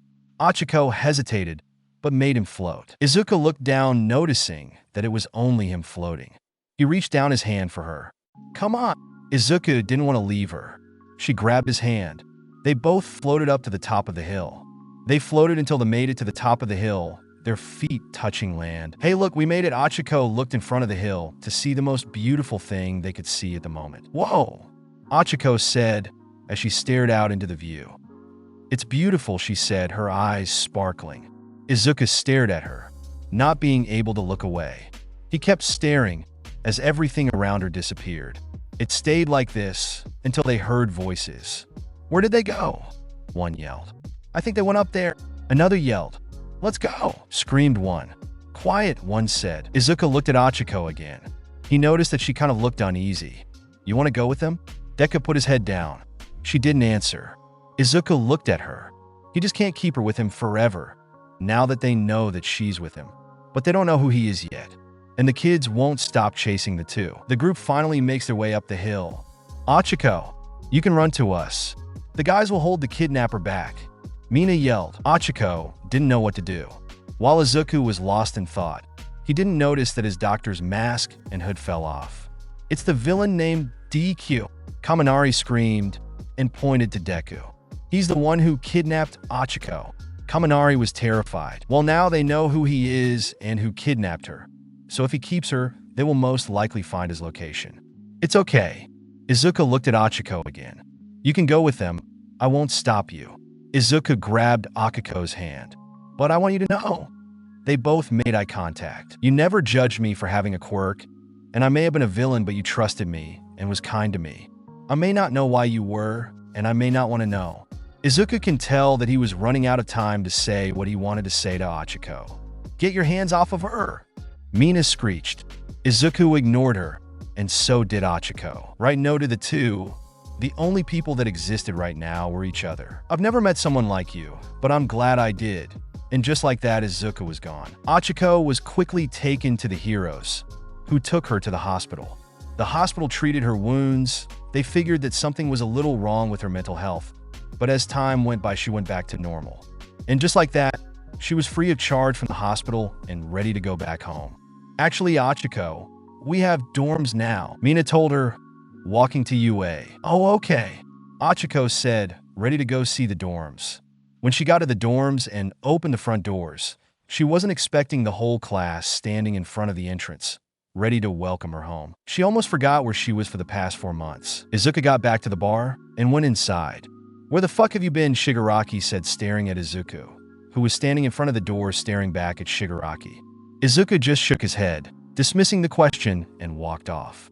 Deku walked down an empty hallway and down to a wooden door. When I open up this door, she will be there, in the chair, waiting for me to walk in, Izuku thought, hands trembling on the door handle. He opened up the door, and tears threatened to fall from his eyes as he saw an empty chair. Third POV. A month after Ochaco got kidnapped, things went back to normal. There was times that Ochaco woke up and thought Deku would be there to tell her good morning. And every time that happened and she saw that he wasn't there, she would feel a little sad. But other than that, she was happy. Happy to see her friends again. She can't see her parents because she lived away from them, but they can text them again. Classes for her went on like normal. Kaminari and Kirishima messing around the whole time though, and Mina not even paying attention. Ever since the League found out that Ochaco escaped, things have been rough for Deku. The League turned a little towards the abusive side. They would hurt him mentally and physically, just like his middle school bullies, but worst. Way worst. Get out of here, you scumbag. Why are you even here, you worthless piece of shit? You really are just a worthless Deku. Yet Deku has softened up, and the League was very aware of this, because if they said any of that to the old Deku, there would just be puddles of blood on the ground. But this Deku knows what mercy means. This Deku likes peace more than violence, and the abuse has gotten so bad that the old Deku has started to show again. But he is nothing like the old Deku. He is way worse. The missions only got more brutal to the point where the detectives had to bring in barf bags every time they investigated one of his murders. They were brutal, all right, and I don't think the police even needed to investigate on the murders, for his name was on the wall. With his victim's blood, the villain Deku is at it again. What stopped this spree of crime and murder? Is this the end of the world? The news reporter said. Ochaco, currently sitting on the couch, scrolling through her phone, looked up at the mention of his name. That's right, the villain Deku is back, and is worse than before. This might be the end of heroes, an end of the world. The reporter repeated herself to make sure that this is serious, and it really isn't one of their false alarms. Even the heroes themselves are starting to believe this. Ochaco looks back down at her phone. Come on, Deku. I know you're better than this. I know you have a good side deep inside of you. I've seen it many, many times, so please stop scaring everyone and show them what you showed me.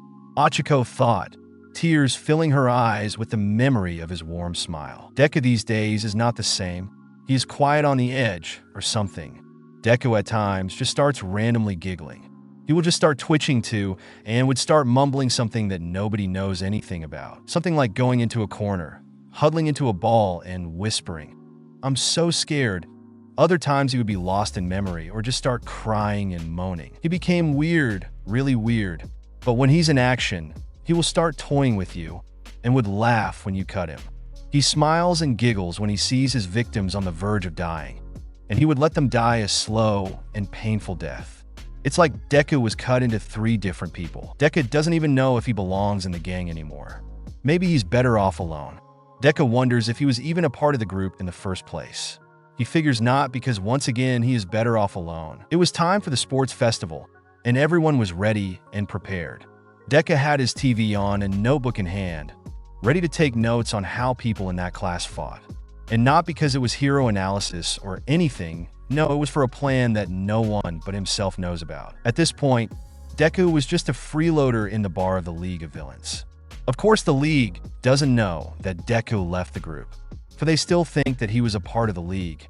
But Deku has different plans than them. They only care about ending All Might. He cares about ending way more than All Might. The festival starts off with a race-like thing. Deku still has the papers of the students in UA. He studied the paper really good, then wrote down all the students in his handy-dandy notebook. Deku watched the race closely as he somehow found information on the kids from this race and wrote it down.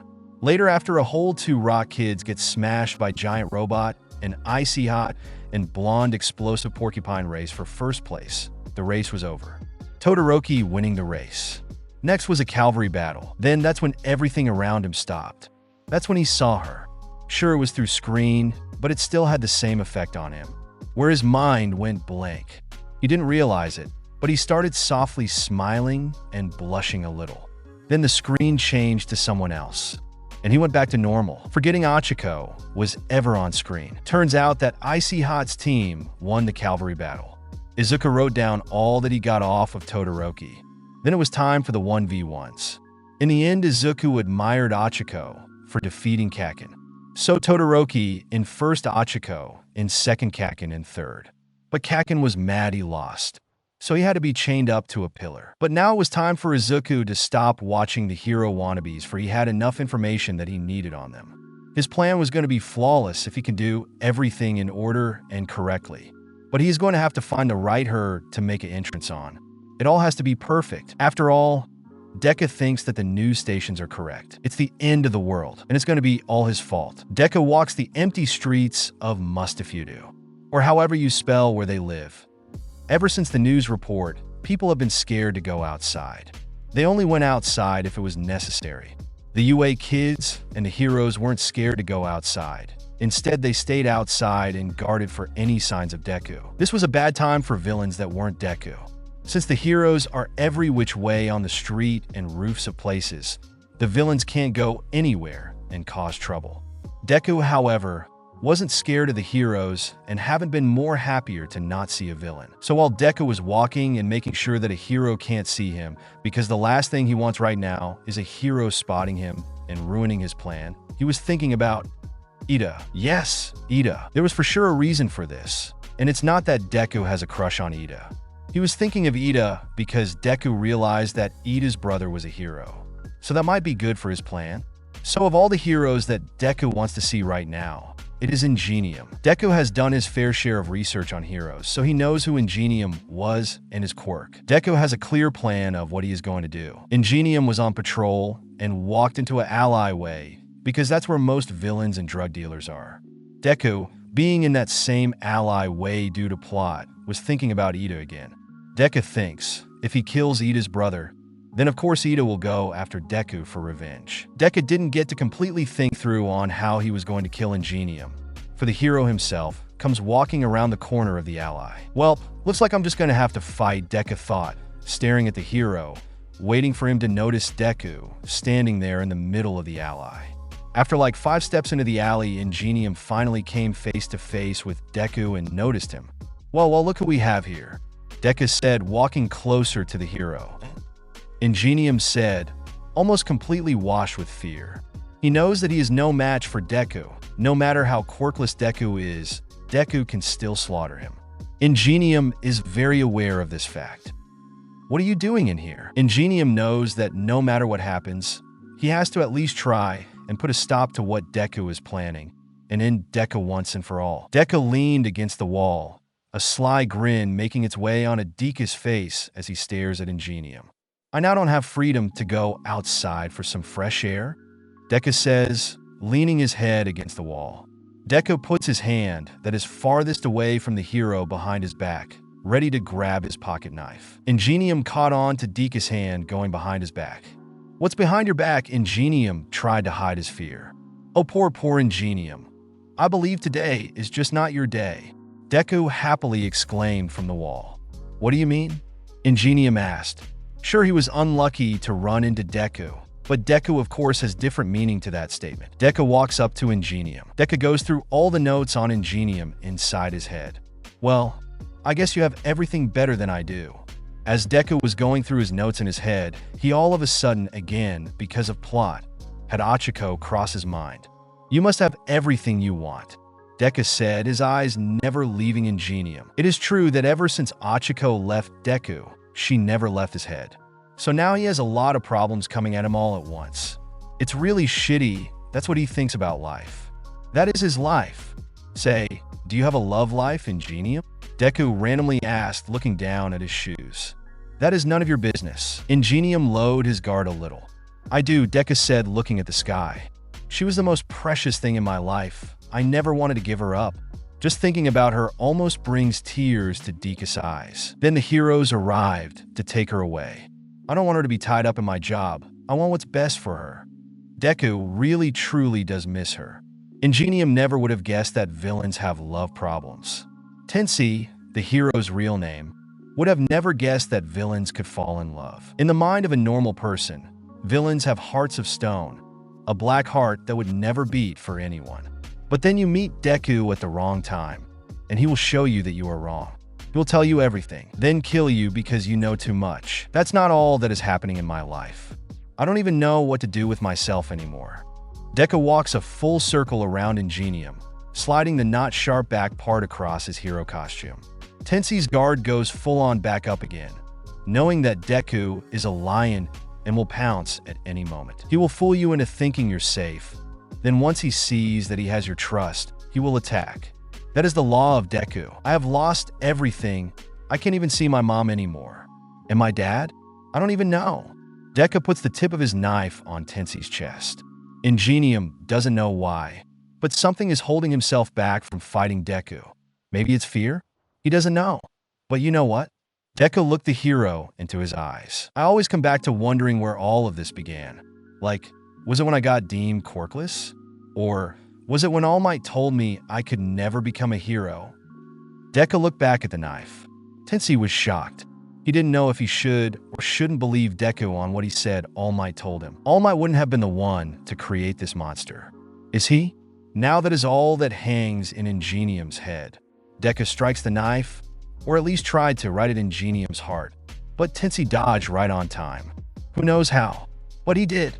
Nice dodge. Deku laughed. And that is when the fight really began. Ingenium ran up to Deku and tried to kick him. He landed the kick. Deku hit the floor, but quickly got back up. Deku ran up to Ingenium and quickly stabbed him in his shoulder. Tensi screamed in pain. I got bullied all my life, for 12 years or more. They always told me I will never be a hero. They were always right. I once got told that every villain is a hero in their own head, but I know very well that I am no hero. Deku said, still hanging onto the knife that is planted inside Ingenium's shoulder. Deku is currently standing in front of a kneeling Tensi, who has a face full of pain, and trying to grab the knife and take it out of his shoulder. Once Deku finally pulled the knife out of Ingenium's shoulder, the hero stood once again and continued fighting. Tensi kicked, Deku dodged, Deku hit. Tensi got hit but still stood. The fight went on and on, Deku talking about his life, Ingenium rarely asking questions. Deku had a lot to say. He did need a therapist, but what therapist wants to therapy a villain? And for all that time, I believe that my quirkless ASS can become a hero. And in the end, here I am. Deku yelled as he now stands in front of a bloody Tensi sitting against a wall. Honestly, I have to thank you for listening to my story. Deku said, kneeling down to be face to face with the hero. One more question. Tensi looked Deku in the eye. Fire away. Deku said, your love. Do you ever plan on seeing her again? Tensi asked. Deku didn't reply. He doesn't know the answer to that. Maybe one day. And with that, Deku ended Tensi Ida's life. And still after all of this, Deku got up and stared at the dead body before him. If it was anything that fight did for him, it made him realize one thing. I still want to become a hero. Deku walked away after leaving his mark.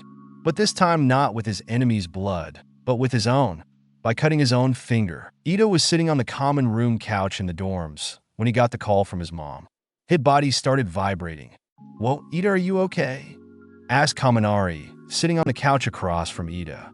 Oh, yes, I am. That is just my phone, firmly stated Ida. Ochaco was beside Tenya on the couch. She was amazed by how strong the vibrations from his phone is. Ida got up, walked out of the room, and took the call. But when he answered the phone, he was surprised when he heard his mom crying over the phone.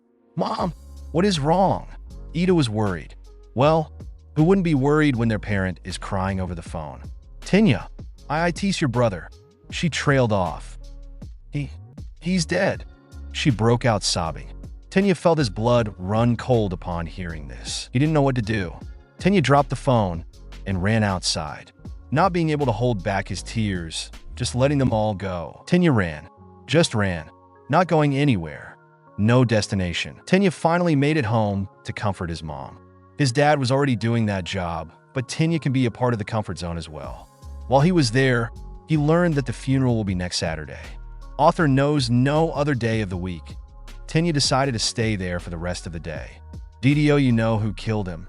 Or how he died? Tenya asked, sitting on the living room couch next to his mom. They sniffed the police say Deku killed him. Mrs. Ida grabbed a tissue and blew into it and wiped her tears.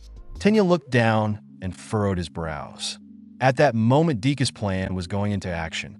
Tenya wanted revenge. He was putting his foot down and saying enough. First Tenya's friend and now his brother.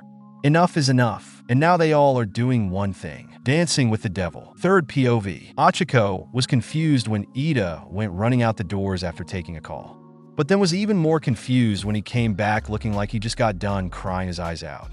He probably was. Ochako walked up to Ida. Ida, are you okay? You look sad. Ochako asked. Yes, I am fine. It's just my brother, he died. Ida looked down at his shoes. Ochako's eyes widened in shock at the news. I'm sorry, she said, trying to comfort him. If I may ask, how did he die? Ochako asked. The villain, Deku. He killed my brother. Ida said, dying by Deku is not a foolish way to die. In fact, it is actually an honorable way to die. No one will judge you for dying by him.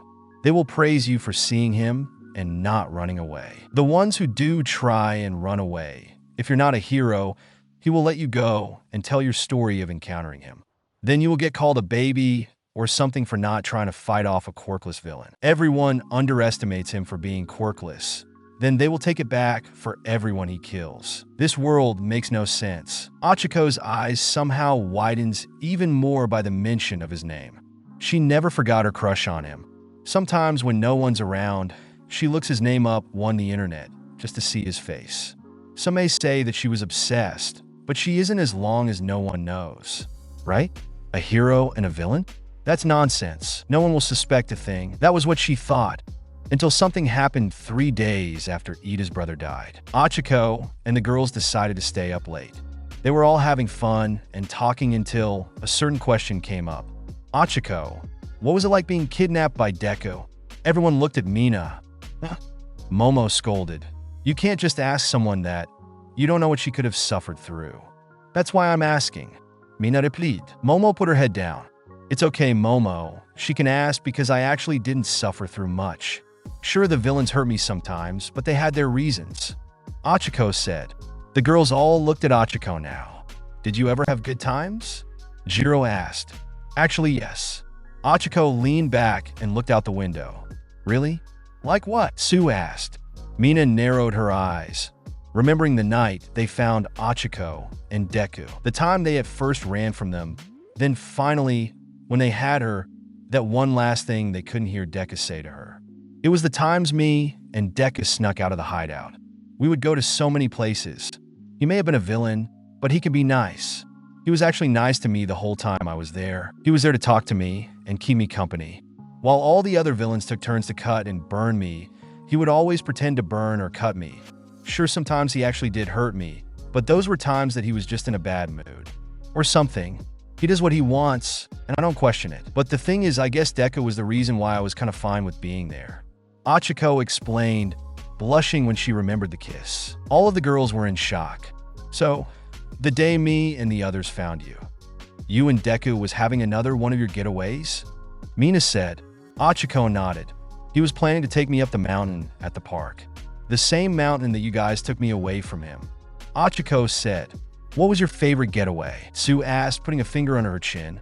Other than all of them, my favorite night was one of the nights we spent running around town. Ochako smiled as she remembered the night. Can you tell us what happened? Mina chose to ask for details. The night in town 1 month and 2 weeks ago. Ochako, sitting in the chair waiting for Isuku, until her wish is granted, and she saw the door open and Deku walking through it. Hey Ochako, he cheerfully greeted her with a smile. Someone's happy today, she greeted back. Yeah, I got something for us to do today. I have to go into town today and do something, but after that, we can run around town and act like we're 10 again. Smiley face. Deku said with a big smile on his face, leaning on the wall with his hands in his pocket. Ochako giggled at the explanation of tonight. Sounds like a plan. She got up out of the chair. This is how I do short time skips now. Ochako and Isuku walk up to the rundown building. Here's the job, Deku says in a serious manner, kneeling behind a bush. Ochako does the same. What are you going to do? Asks Ochako. What do you think? Deku smiles a wicked smile and looks at Ochako. By how you just laughed and are smiling, I'm going to guess murder or rape. Ochako plainly states. Deku makes a surprised face at the second guess. And Ochako notices the face. Wait. Did I get it right? Are you actually going to rape the person here? Ochako says, scooting away from Deku. And oh no, I just didn't think you would guess that. I thought you were going to just guess murder. Deku says, trying to make her stop scooting. Oh, she scoots back to Deku. So you were going to murder the person? She says. No, I just wanted you to think I was going to murder them. Deku smiles and looks at her. Are you being sarcastic? Ochako looked back at him, raising an eyebrow. No, I'm being serious, he replied. Then what are we doing here? Ochako asked, focusing back on the house. Deku's smile got wider. Ochako glanced at Deku, noticing that his smile got bigger. What are we going to do, Deku? She asked in a worried voice. We are going to pretend to be kids on Halloween, Deku answered with a smile. We are going to trick or treat this house? Ochako deadpanned. Good idea, but no. Deku took off the bag that he was wearing and opened it, taking out 3 cartons of eggs. OMG, I figured out what we were doing. Ochako said. Yep, you gonna join in? Deku said with a big smile. I thought this will be in town. Ochako raised her brow. We can egg the shops too, Deku answered. Ochako sighed and took an egg. You want to go first? Deku asked, also grabbing an egg. Ochako smiled, reeled back her arm. Aim and fire. The egg made a splat sound as it made contact with the wood. I'm proud of you, Deku said as he stared at the splattered egg. Ochako giggled at the comment and took another egg. Deku reeled back his arm and threw his egg, leaving the same sound and same image after it landed on the wood.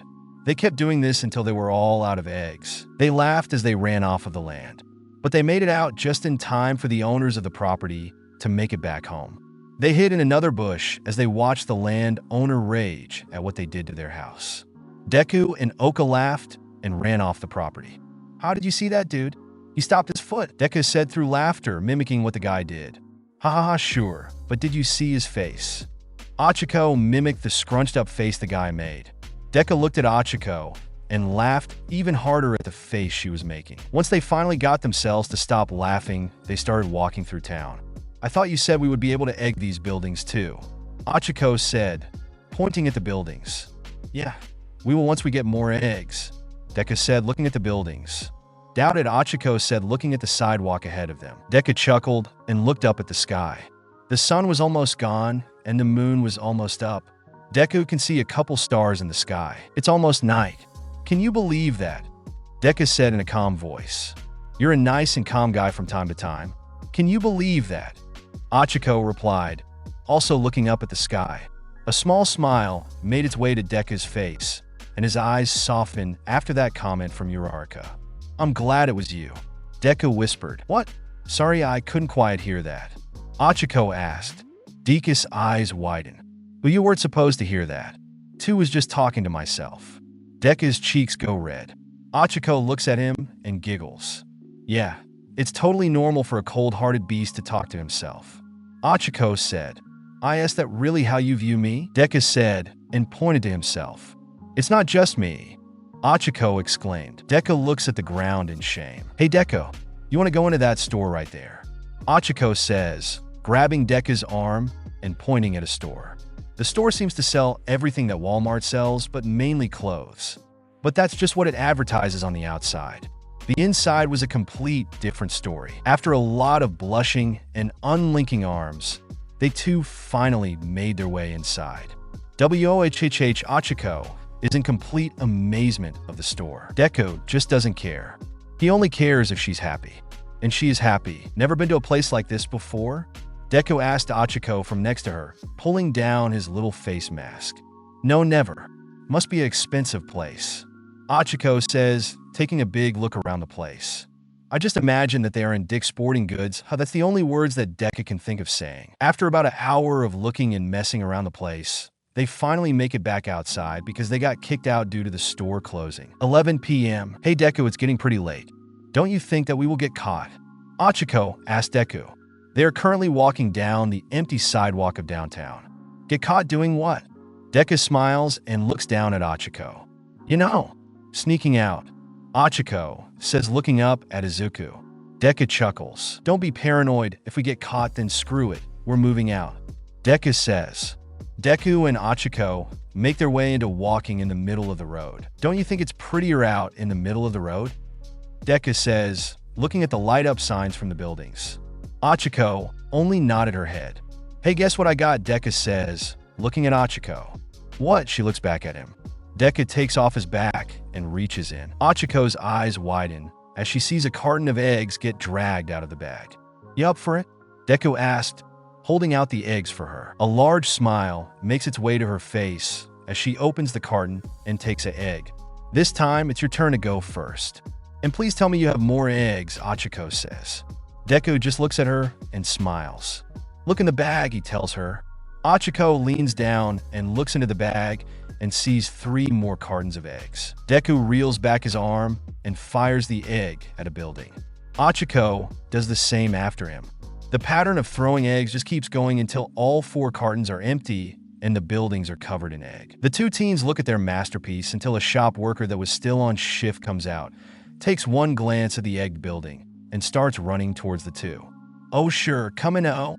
Ochaco takes Deku's hand and starts running down the street that was lit with streetlights. They kept running until they saw that they were no longer getting chased. Ochaco smiles and starts to laugh. Deku starts laughing along. They didn't know why they were laughing, but they just went with the flow. Deku gives a good look at what was in front of them. It was a clear field, some flowers rising out of the nice green grass. The field had a pretty view of the starry sky above them. Deku walks onto the field and sits down, Ochaco shortly joining him. Beautiful, isn't it? Deku asks, breaking the silence between them. Yeah, then the silence was back. It wasn't an awkward one though. It was a little comfortable. So the 2 sat back and enjoyed it. They stayed like this for a while. Then Ochaco got sleepy. No matter how hard she tried, she couldn't stay awake, ended up falling onto the grass and passing out. Ochaco, are you okay? Deku asked, worried for her. When he got no response, he quickly turned to her and didn't see her. Then he looked down, and everything made sense. He also lied down. All he did was stare at her for the rest of the time there, until he finally brought her back to the building, though it took all his willpower to peel his eyes off of her. He thought she looked cute asleep, though isn't creepy to watch someone sleep? That was the night in town, though it didn't sound that fun. It's fun once you experience it for yourself. Back to present time. Ochaco sighed after telling the story. Is it possible to believe, but not believe someone at the same time? Mina asked. I don't know. I do remember going outside in a town one day and seeing half of the shops egged to death, Jiro answered. Wow. What in the hell did you do to earn that kind of respect from Deku? Toru asked. She knows the answer. Ochaco may have acted like it, but she never forgot the crush Deku had on her. I mean, would you forget a time that a dangerous sociopath told you that they liked you? I think not. Ochaco, do you trust Deku? Sue asked. Ochaco considered this question for a bit. Well, I guess. Ochaco timidly answered. What is your opinion on him? Sue asked another question. Well, I don't think he is as bad as he seems. Sure, he may act like a cold-hearted beast sometimes, but he really is a nice, caring guy. He is sweet and kind. He's a great, strong, kind of hot, cinnamon roll, cute guy. Ochaco realized what she just said, blushed, and covered her mouth. Did she just say that? Toru asked Mina. I knew it. I knew something was up when we got you from Deku, Mina said. I think there is some sort of Stockholm syndrome going on over there. Sue said. Ochaco couldn't believe what they were saying. Stockholm syndrome? What's that? She just didn't know what to do. Third POV. It was a normal day for everyone in Class 1A. Some are happier and more energetic than others. Todoroki is being Todoroki and Bakugo is being Bakugo. Everyone else is socializing. The girls is gathered around Uraraka's desk and most possibly talking about Deku. Kaminari, Shiro, and Kirishima are planning ways on how to piss off Bakugo. Ida, well, that's complicated. Ida isn't really being Ida right now. He heard one of the girls say the name Deku and started trying to eavesdrop. So far, the only thing Ida can think of is revenge. I'm starting to worry for Ida. Ever since his brother died, he hasn't really been the same.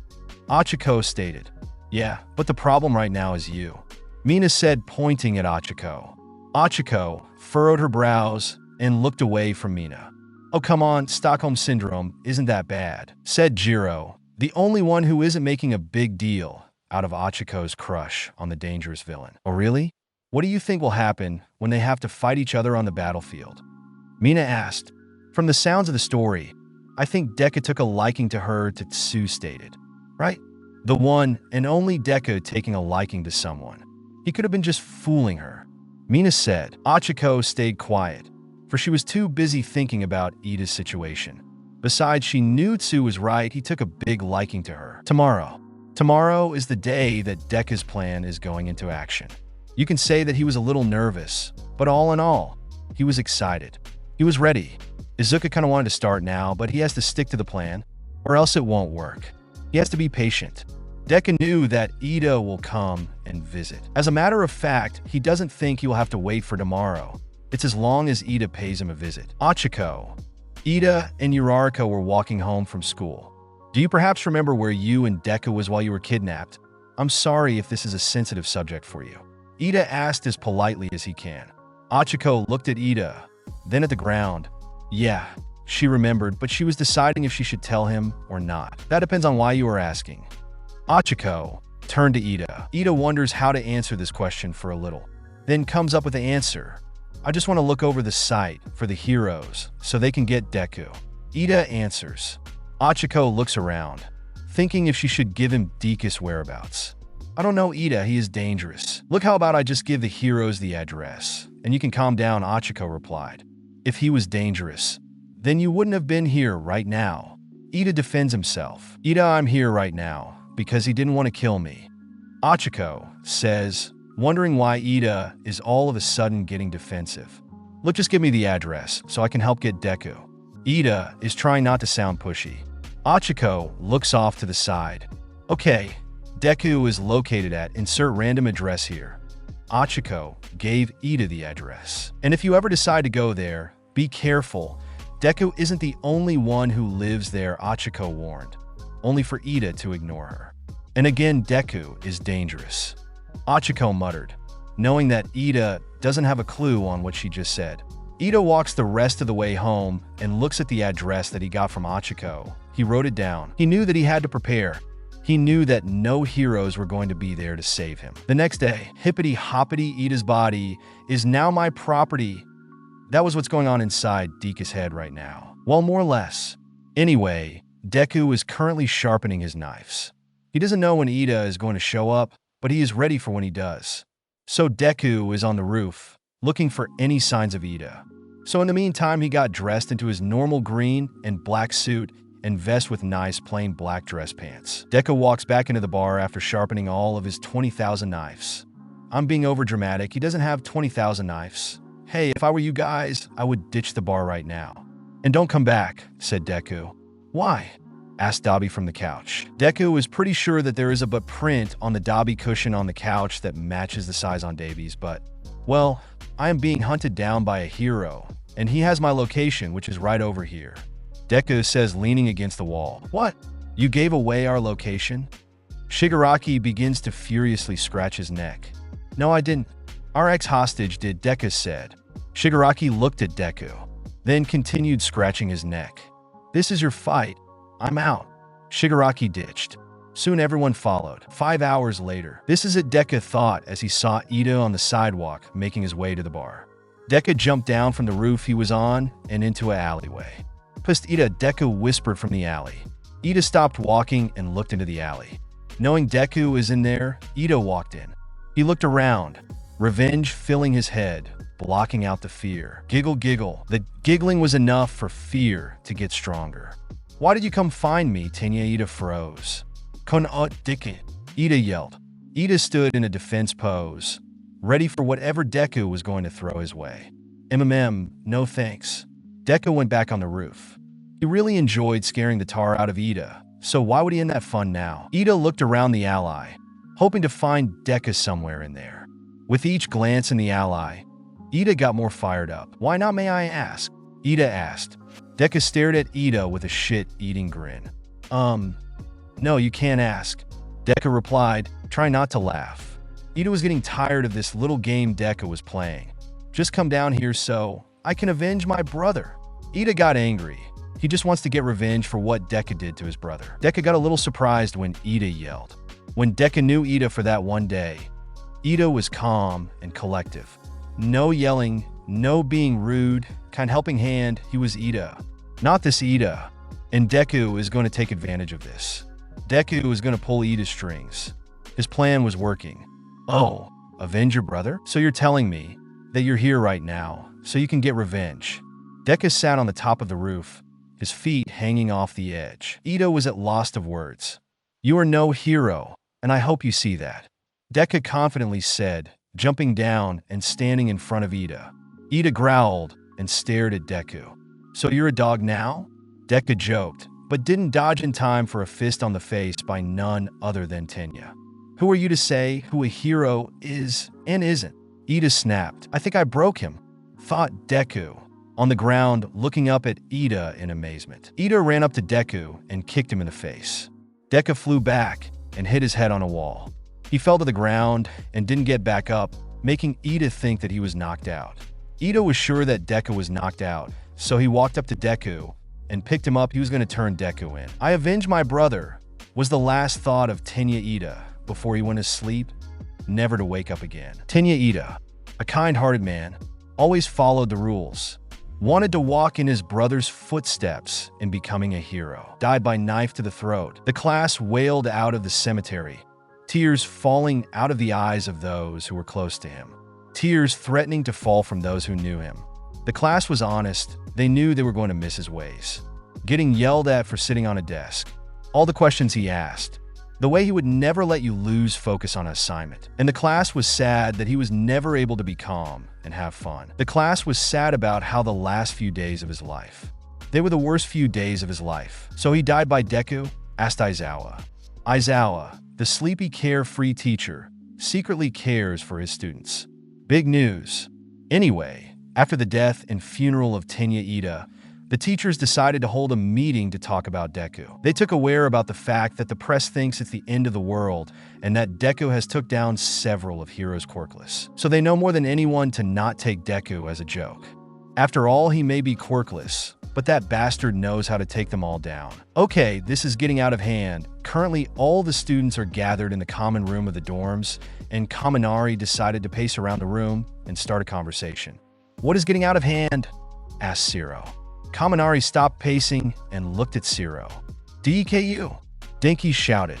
"He is going to kill us all, and it is starting with Ida." Kaminari started to cry. "Look, no one is going to die." Ochaco tried to calm Denki. "How do you know?" Zero yelled from the couch in the common room.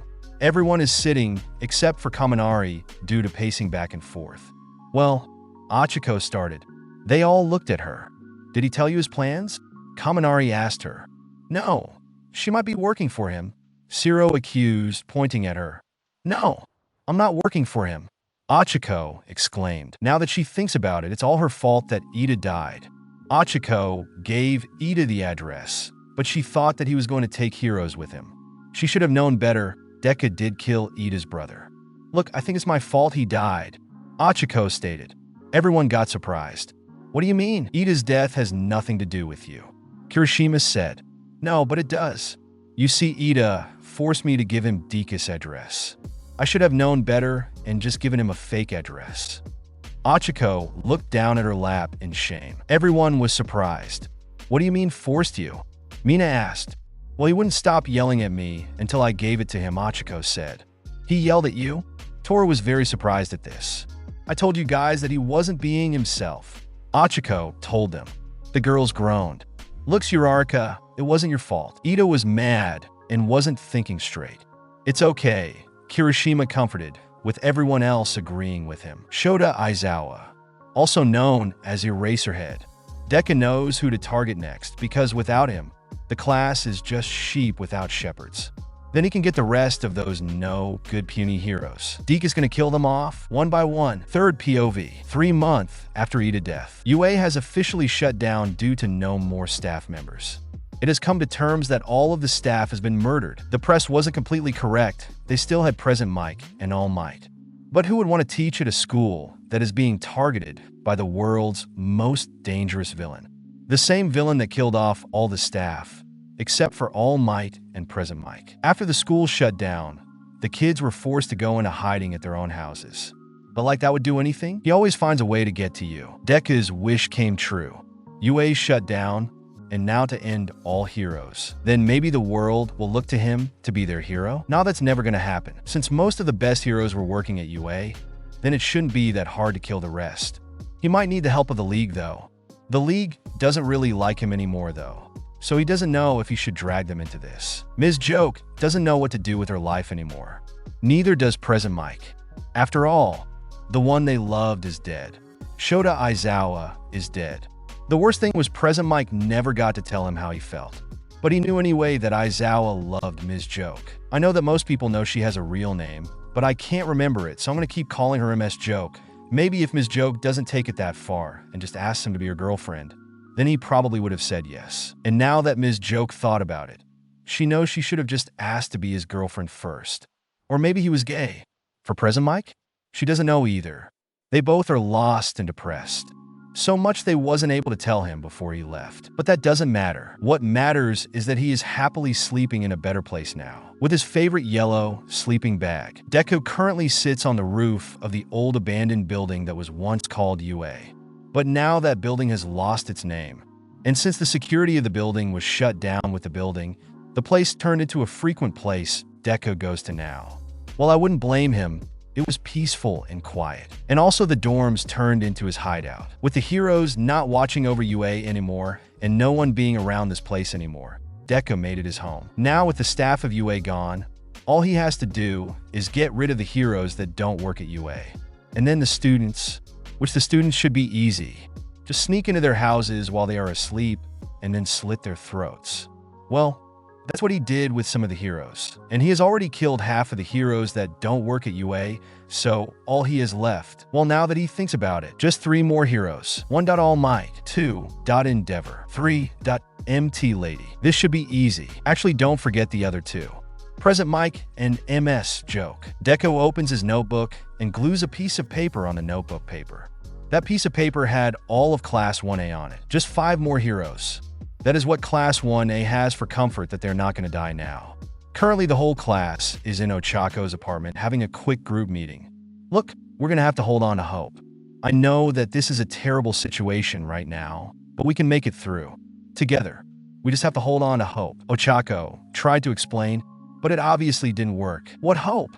We have no more hope. All of the heroes are dead right now.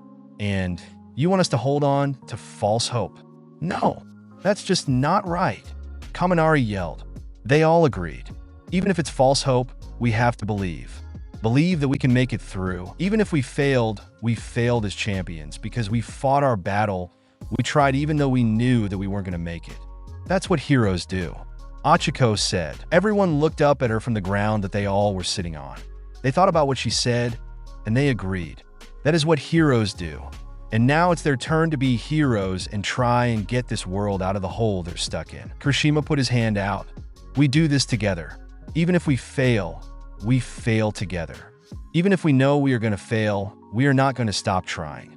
We are a team. Kirishima said. Ochaco put her hand on top of his. One by one, everyone's hands join in. They're going to put a stop to him. And if not, then they're going to die trying. MS. Joke and Present Mike are currently mourning on Present Mike's couch. Ugh, I can't believe he's gone. Present Mike puts his hands on his face, covering up the fact that he's crying. Ms. Joke looks over at Present Mike. She can believe that he is gone now. Not that she wants to, she just can face reality. But still she wonders if Present Mike loved Aizawa more than she did. Present Mike admitted that he loved Aizawa. So did she. But he can't admit that Aizawa is gone from his life. She can. And she can move on with life. He can't. I wish I could have told him how I felt before he died. Present Mike said. Ms. Joke looks down. Even if Present Mike did tell Aizawa how he truly felt about him, would Aizawa feel the same? Who knows? Not long after the one-way conversation, Ms. Joke left Present Mike's house and went home. She just can't handle the pain anymore. It's getting too bad. Society is starting to frown on heroes because they all are dead, and the ones that are left aren't doing anything to stop Deku. But what are they supposed to do? They can't do anything. But now, if someone recognizes you as a hero, they will boo you and throw shit at you. It was terrible times just as Deku wants it to be for heroes. And every hero left knows. Ms. Joke makes it home. She unlocks her door, walks in, and throws the keys on the ground. Isn't it weird when you're a hero that's supposed to make people laugh, but you yourself lost the ability to even smile? She goes into her room and grabs a rope, but now she can't even make someone smile anymore. She ties the rope to her ceiling fan. Warning, suicide scene. I will tell you when it's over, but it's not going to be long. If you are sensitive to this, then please skip with your own will. With Aizawa gone, a broken present mic, nobody liking her anymore. Not even her own parents. What's there to live for now? She grabs her desk chair, stands on it, and put the noose around her neck. The world no longer needs me. I no longer have a meaning. At least this way, I'll be with him again. With that final thought, she kicked the chair away from under her and let the noose do its job. Mom, Dad, I'm sorry I disappointed you. She took one final breath, then closed her eyes for good. Suicide scene ends here. She was surprised when she opened her eyes and saw Aizawa and present Mike. Deku walked down a lonely sidewalk and put a line over Ms. Joke and present Mike's names, for they have died. He no longer needs to worry about them. Now just 3 more. He believes that Endeavor is going to be the hardest, so he might want his team for that one. The worst thing that could happen is all 3 of those heroes teaming up and going at him all at once. If that happens, then Deku is sure that he will lose that fight. Maybe you should ask for more Nomas to be made. Then for sure he will win. So maybe you should ask for more Nomas so he can go up against Endeavor. Then if All Might is still capable to be in big boy form, then he could use the big boy Nomas for him too. Yeah, this is going to definitely be a victory. Deku made it to the bar and went inside. It's been quite a while since he has been in here. It doesn't really feel like home anymore, now that he found a new one. A long time no see. Shigaraki greeted him. Deku looked at Shigaraki and waved. You sure have become Quiet the Monster, Dabi stated. Deku looked at Dabi. I guess. He wasn't going to deny it. Even he knew that he turned into a monster. Dabi smirked. So, who's next? We already know why you're here. When you ask someone how their day, when do you expect them to answer? Oh, well, I almost got squashed by a giant titan lady that I was trying to kill. In the end, I killed her. I almost got stoned to death civilians that knew who I was and was trying to save the world from me. I almost died by Nomas because in the end of the big fight, I killed my gang except for the leader of it. And to top it all off, this all happened minutes after the other. Yeah, I think not. And if you do, then you got some crazy friends. But this sums up how killing MT Lady went. And the gang, except for Shigaraki, killing the gang was a needed part for Deku's plan. Now Deku has full control over the Nomas. Deku scratches off MT Lattice name off the list as he stands on top of the aftermath of his battle. Footsteps could be heard from behind him. Was killing the gang really needed, Deku? Shigaraki asked. Deku looked up from his notebook and turned around. You shouldn't have come here, Tomura, Deku said.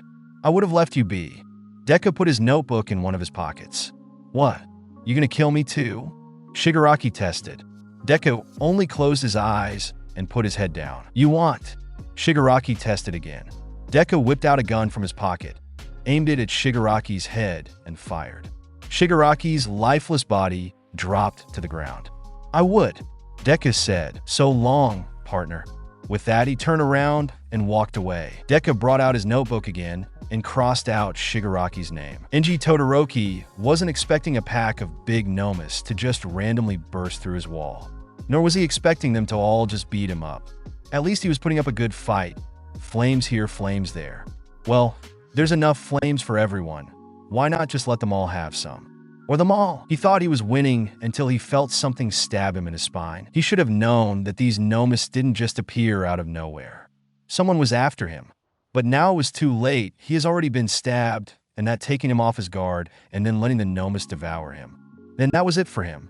After getting stabbed, bit, and punched multiple times, he was finally dead. Deku knew that it wasn't going to take him long. And now all that's left is getting rid of his childhood. Third POV. It all came to quick for the class.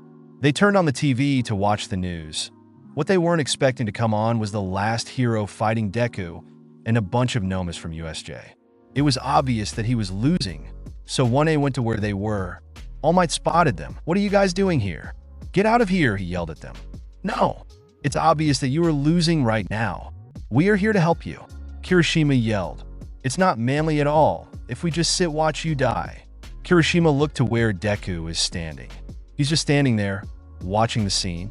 That's strange. Kirishima watches Deku like a hawk, but freezes when Deku gives a creepy grin. Then Kirishima notices that 2 of the Nomas are missing. All Might, where are the other 2 Nomas? Kaminari noticed too. All Might looks at Deku. All of a sudden, he feels a sharp pain in his back as he flies across the field and lands right in front of Deku. So, All Might having fun? 'Cause I sure am. Deku says with a smug grin on his face. looking down at All Might on the ground. At that moment, All Might knew he lost. He couldn't get up. "What's wrong, All Might? You seem to not be getting up like you normally do." "You see, what happened to that whole 'do not fear for I am here' thing?" Deku put up quote signs with his fingers. "Or, do you remember the boy from 2 years ago? Remember? The one who asked if he could be a hero quirkless?" Deku glared down at All Might. "I'm that kid." Tears started to form in Deku's eyes as he remembered that day. All Might's eyes widened. "Can I be a hero? Even without a quirk?" He couldn't believe it. All this time, he has been fighting a villain that he created. "No, I'm afraid not." At this time, the whole class charged at Deku, but they couldn't reach him before getting blown away by 5 Nomus.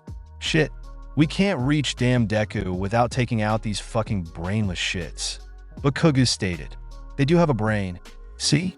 Jiro pointed to the brain at the top of the Nomus head. "All right, we just need to fight off these big guys, then we go for the final boss." Zero said, getting ready to fight. Soon the whole class joined in to go up against the Nomus. The Nomus all lined up next to each other on the destroyed clear field. The class didn't have to worry about hurting anyone since no one was around for miles. The news people was there, but they were way up in the sky. "You guys ready?" Katsuki screamed. "Yeah," they all replied in unison.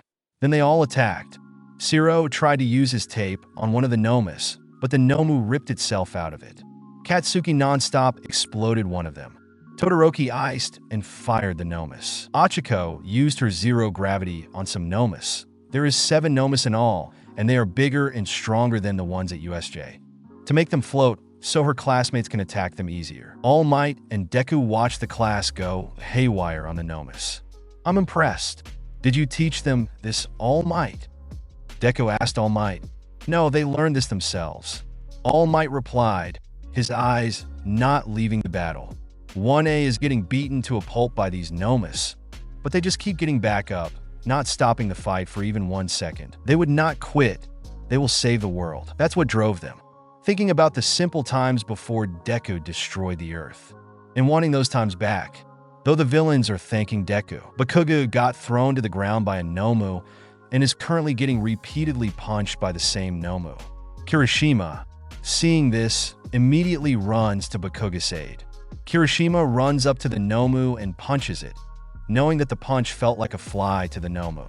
But the Nomu stopped punching Bakugo and looked at Kirishima. Bakugo lies unconscious on the ground, but not dead. The Nomu runs at Kirishima. It was too fast for Kirishima to react, and it hit him with all it had. He goes flying and lands on the ground head first. Ijiro Kirishima, the manliest man you would ever meet, wanted to be like the hero Crimson Riot. Died saving his best friend. Died by getting his neck snapped. "Ijiro!" screamed Mina, who saw him die. She wanted to save him. She knew that he was going to land on his head, but she was too slow, and she saw his neck snap right in front of her eyes. But she was too distracted to notice the Nomu right behind her. "Mina, watch out!" screamed Ochaco, who jumped to Mina, picked her up, and carried her out of the way in time before Mina got turned into a pancake. "Ijiro, he's D." Mina couldn't finish her sentence. The tears coming down Mina's face was like a waterfall. Someone could go swimming in the amount of tears coming down her face. "Mina, it's okay. At least he's in a better place."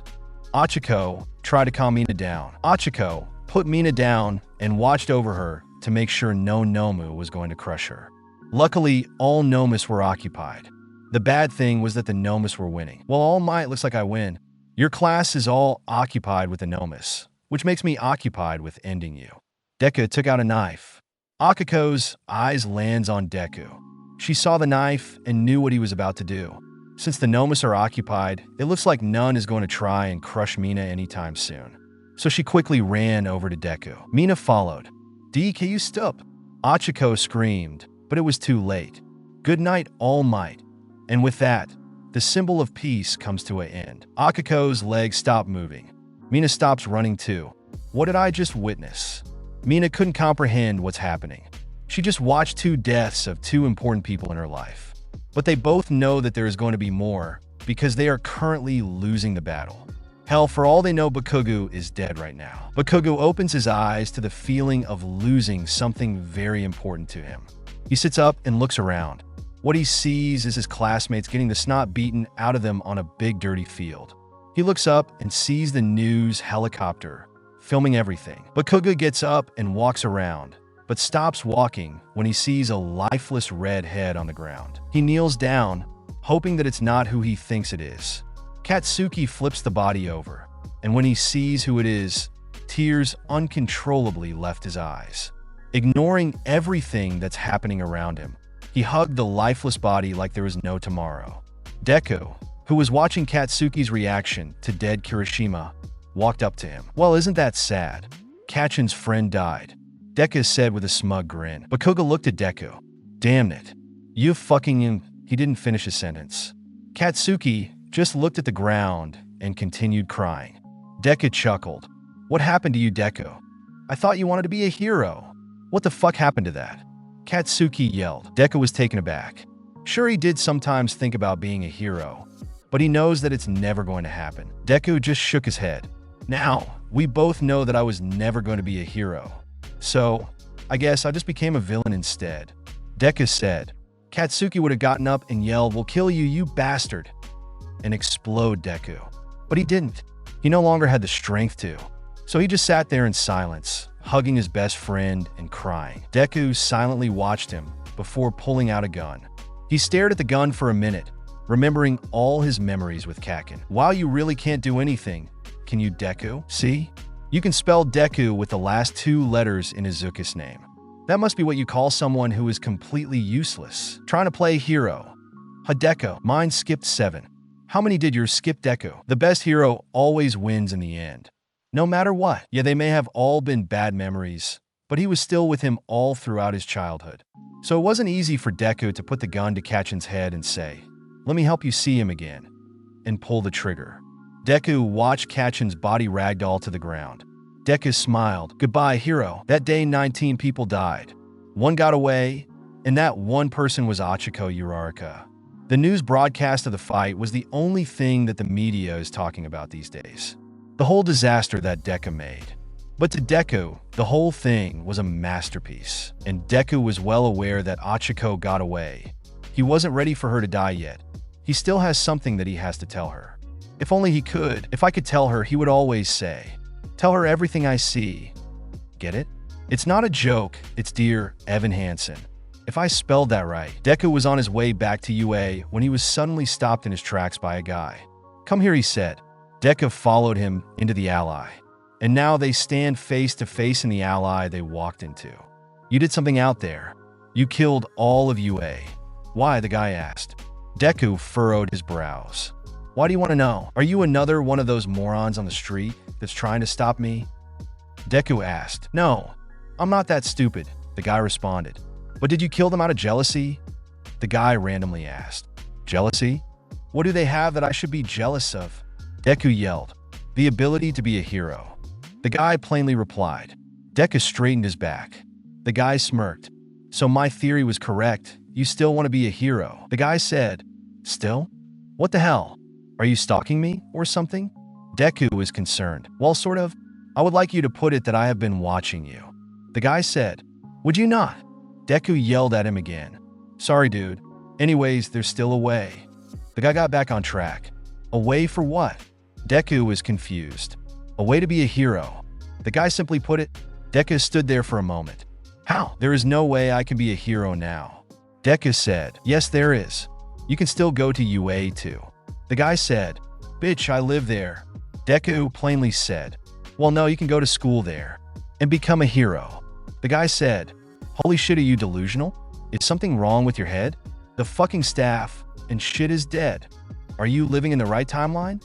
Deku yelled. The guy looked at the ground, then back up at Deku. "Yes, I am," the guy calmly said. "Then why the fuck Deku got cut off?" "Because we can turn back time. You just gotta let me touche your head, and I will take you back to where it all began," the guy quickly explained. Deku stood there for a minute or two. "What's your name?" Deku asked. "This guy is my OC. He belongs to me. I created this guy. Sorry to those who don't really like OCs, but nobody except for Eri can turn back time." "Well, Eri can only turn you back, not time itself. So I had no other choice. This guy has black curly hair and blue eyes." He always wears a gray hoodie and jeans and black Nike shoes and a red hat. This guy is 17 years old. My name is Raiku Izachi. Ryuka replied. Deku nodded.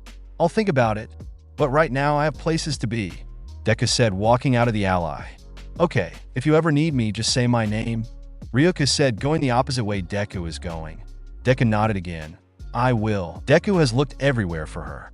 Everywhere except for her house, which is the only place she could possibly be. Deku enters her house. Ochaco, where are you? I know you're in a hurry.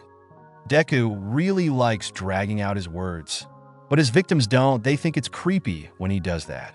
Ochaco knew that he would be coming for her, so she spent her days being paranoid and constantly looking out her windows. But when she saw him, she panicked and hid in the most obvious hiding spot ever, the closet. She just hopes that he's not good at playing hide and seek. But all that hope was crushed when the closet door opened.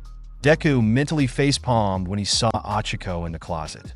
You know, I was kind of hoping that you would pick a good hiding spot, but all that hope got crushed when I opened that closet, Deku said half-jokingly. Ochaco didn't do anything other than nodding her head. They sat and stood in silence for a little bit. Come on, get out of the closet, Deku demanded. Ochaco did as she was told and got out of the closet. What are you going to do with me? Kill me?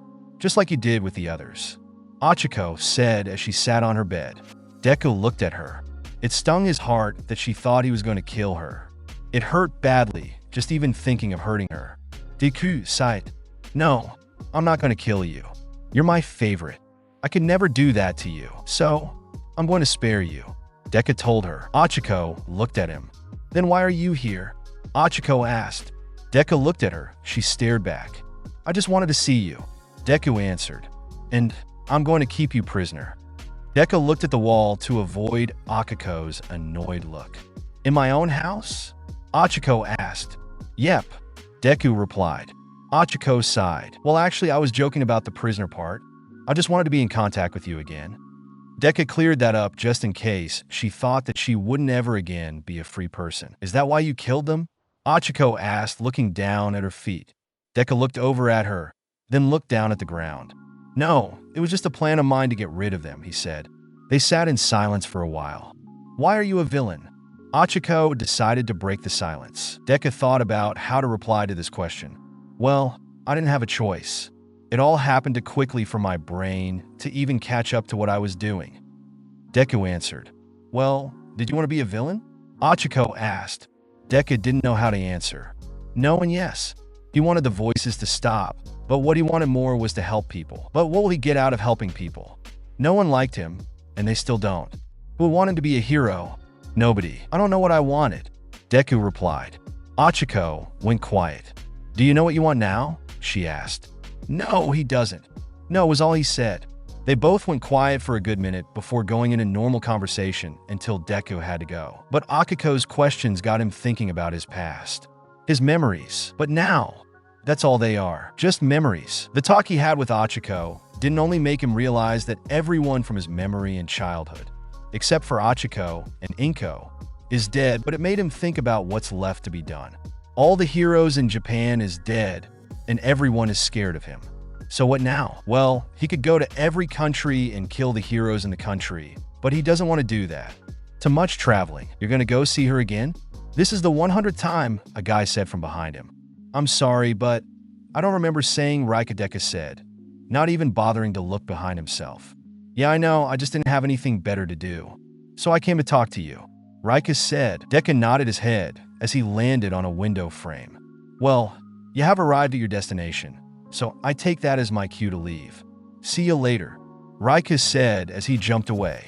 Hope not, Deku muttered as he opened the window. That window led to a pink room with a certain gravity quirk user girl that goes by the name Ochaco, Urarika, sitting on the bed in the room. There's a door, you know? Ochaco said. Yeah, but what's the fun in that? Deku responded as he sat in the desk chair. Ochaco just shook her head. Why you here this time? She asked. Deku smiled and closed his eyes while leaning his head against the chair. Same as always, don't got anything better to do, he said. Then came the normal conversation about birds having feelings. It's always a fun time for the two when they get together, doing stupid stuff like drawing on each other's face with makeup. seeing who can fit the most food in each other's mouths, building couch cushion forts, cooking in ridiculous ways, throwing raw food at the neighbors' houses, toilet papering the neighbors' houses, graffiti subway trains, the list goes on and on. So, it's always an adventure for you. So what are we going to do today? Ochaco asked. Deku didn't make a plan for today. You want to go out? Deku asked, before realizing that it sounded like he just asked her out on a date. He's not going to lie, he kind of wanted to go out on a date with her. But he remembered when he told her how he felt about her. Akako's face turned redder than a really red apple. Oh, like a date? She asked really loudly. Deku's face, somehow, turned redder than hers. No. 2 meant like shopping or something. I noticed that you were quite low on food. Deku said. They spent the whole rest of the day shopping, more like building toilet paper forts and freaking out any customer walking by their fort. Though after 2 hours of doing just that, they finally accomplished getting food. They also had a sword battle before checking out. If anyone saw them, they would be reminded of little kids in the store with their best friend. Ochaco has been having the time of her life. She almost completely forgot that Isuku is a villain that killed all of her friends. Almost. She is still aware about that fact. Why did you keep me alive? Ochaco asked Deku. Deku immediately looked up at her. What? Did you want me to kill you or something? Deku asked, taking a pocket knife out of his pocket. And oh no, I was just wondering. Ochaco quickly cleared that up before she got her throat slit. Well, even if you wanted me to, I couldn't kill you. Deku said, putting the pocket knife back in his pocket. Why? Ochaco asked. Then, just like that, the walk home from the grocery store turned into a walk through awkwardness. Finally, they made it home. Deku helped put away groceries, then went back to his home. He didn't know how to answer that question. Was he just supposed to say, because I love you, and then ruin all that he had? No. He finally gets to talk to her again. He's not going to let his feelings ruin that.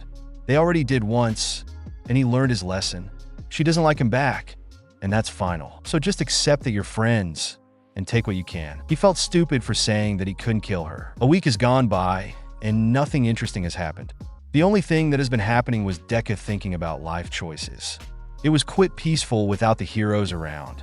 Though since no crime has happened lately, people began to go outside again. But it still didn't feel safe for them out there, since no heroes were there to protect them. So getting mugged and getting your purse stolen was popular nowadays. And soon, the police was the only thing protecting the citizens. No one dared to even try and play hero. Deku knew that his mindset was split in two when he started thinking about being a hero. It's what made him not sure about what he wanted to be. He wanted to be a villain to show the heroes that they are all false. And he wanted to be a hero because he wanted to save people. But he knew that becoming a hero was not possible.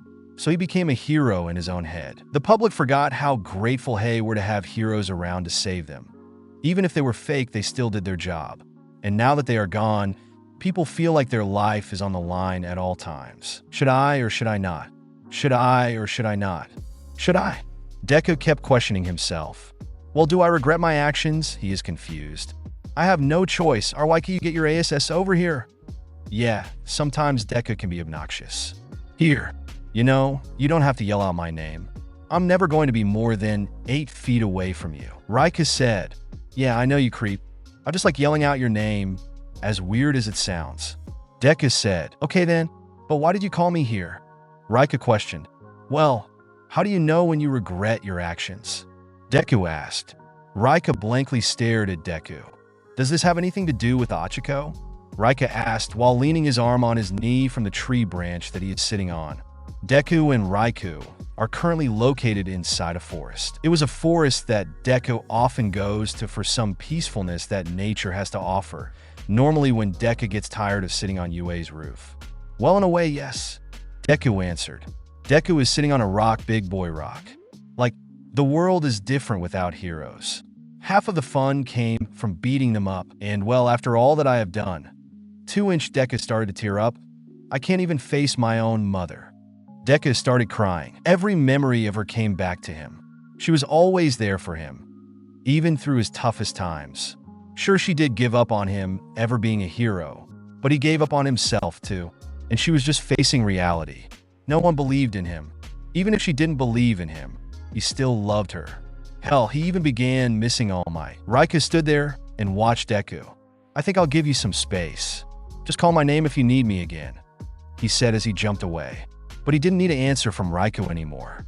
He already knows. After blowing off some steam, you've finally come to terms with yourself. You didn't want the heroes to die.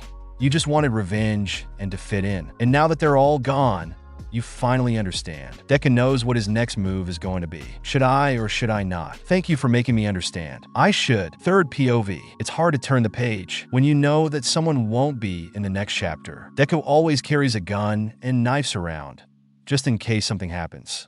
It's called being paranoid and safe. He also wears the same suit every day. The normal green long-sleeve dress shirt under a black vest, and black dress pants with black dress shoes. That is the normal for Deku. He has like 20 pairs of the same thing. Deku walks down the sidewalk. It has come to terms with him that he only walks down the sidewalk when it's empty. And it's empty a lot. As he's walking, he takes in everything he can. The way the signs glow at night, and in the day they just hang out there. The beautiful trees, and how the pink petals fly off the branches. The sky and its beautiful white, fluffy clouds. Today, Deku just finds everything beautiful.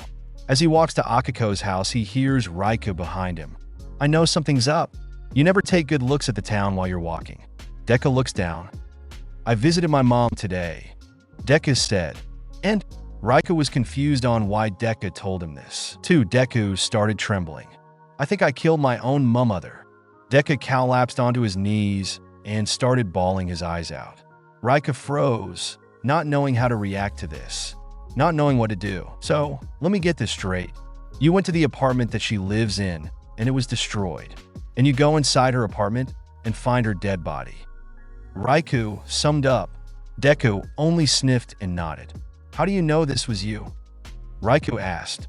Because I'm always the one that does this stuff. I may not remember blowing up apartments, but I do know that I may have done this by accident while fighting some hero. Deku said with rage. Not rage at Raikou, but rage toward himself. Raikou rubbed the back of his head. Well, dude, look at it this way.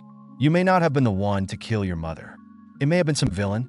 So try and calm down, it wasn't you. And how I know is, I have been watching you since you first became a villain, and not once did I see you destroy an apartment building. So, it's okay. You didn't kill your mom.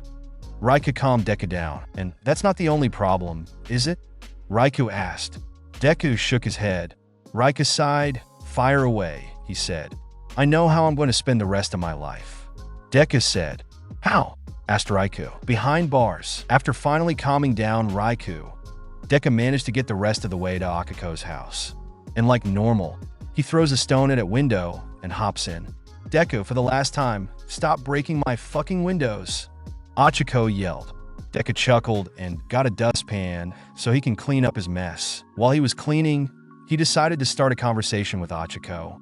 So, feel like going out tonight? Deku asked. He silently wanted to go out with Ochaco before he turned himself in. Date or not, he wanted to spend his last moments with her, even if it was being bored while sitting in a room. Do you? She asked. Yeah, I want to take you out tonight, Deku said, finishing his sweeping of the glass. Okay, we need to go to the store and buy a window anyway, Ochaco said. She then got up and followed Deku to the trash so he can dump out the glass. Ochaco then put on her shoes and they left the house. Isuku and Ochaco walk up to a restaurant and order their drinks and food. So, what do you have planned for tonight? Ochaco asked, taking a sip of her drink. Well, how do you know I have a plan? Deku sotbek. Ochaco smiled. You plan for everything. You can say, I have a plan, and then it turns out that your plan was when and where you were going to use the bathroom, Ochaco explained. Deku chuckled. Well, I guess you're right, Deku said, taking a drink of his drink. Please, when am I ever wrong? Ochaco joked, sitting back in her chair. They ate their food, then left the restaurant. So, where are we going now? Ochaco asked. Deku thought about it for a little bit before coming up with the answer. Well, I want to go here now before it's too late. So, let's go to the amusement park, Deku said, smiling and looking at Ochaco. At the sound of going to an amusement park, Ochaco looked like a child getting candy. Isuku and Ochaco walked through the entrance of the amusement park after paying to get in. The place was packed, but Ochaco and Isuku managed to get through the place. Jumping into the first line they saw, eager to get onto a ride. They hopped into the seats of a roller coaster after getting their heights checked to see if they are tall enough to get onto the ride. You ready, Deku?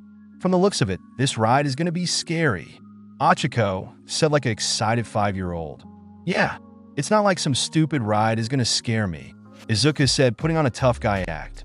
But the tough guy act didn't last once the ride started going up a huge hill. Okay, maybe I'm going to be a little scared, but there is no need to be. It's not like I'm going to die, Isuku thought, trying to calm himself down. Then it stopped at the very top of the hill. Here it comes, Ochaco yelled, putting her hands up. Alert, alert!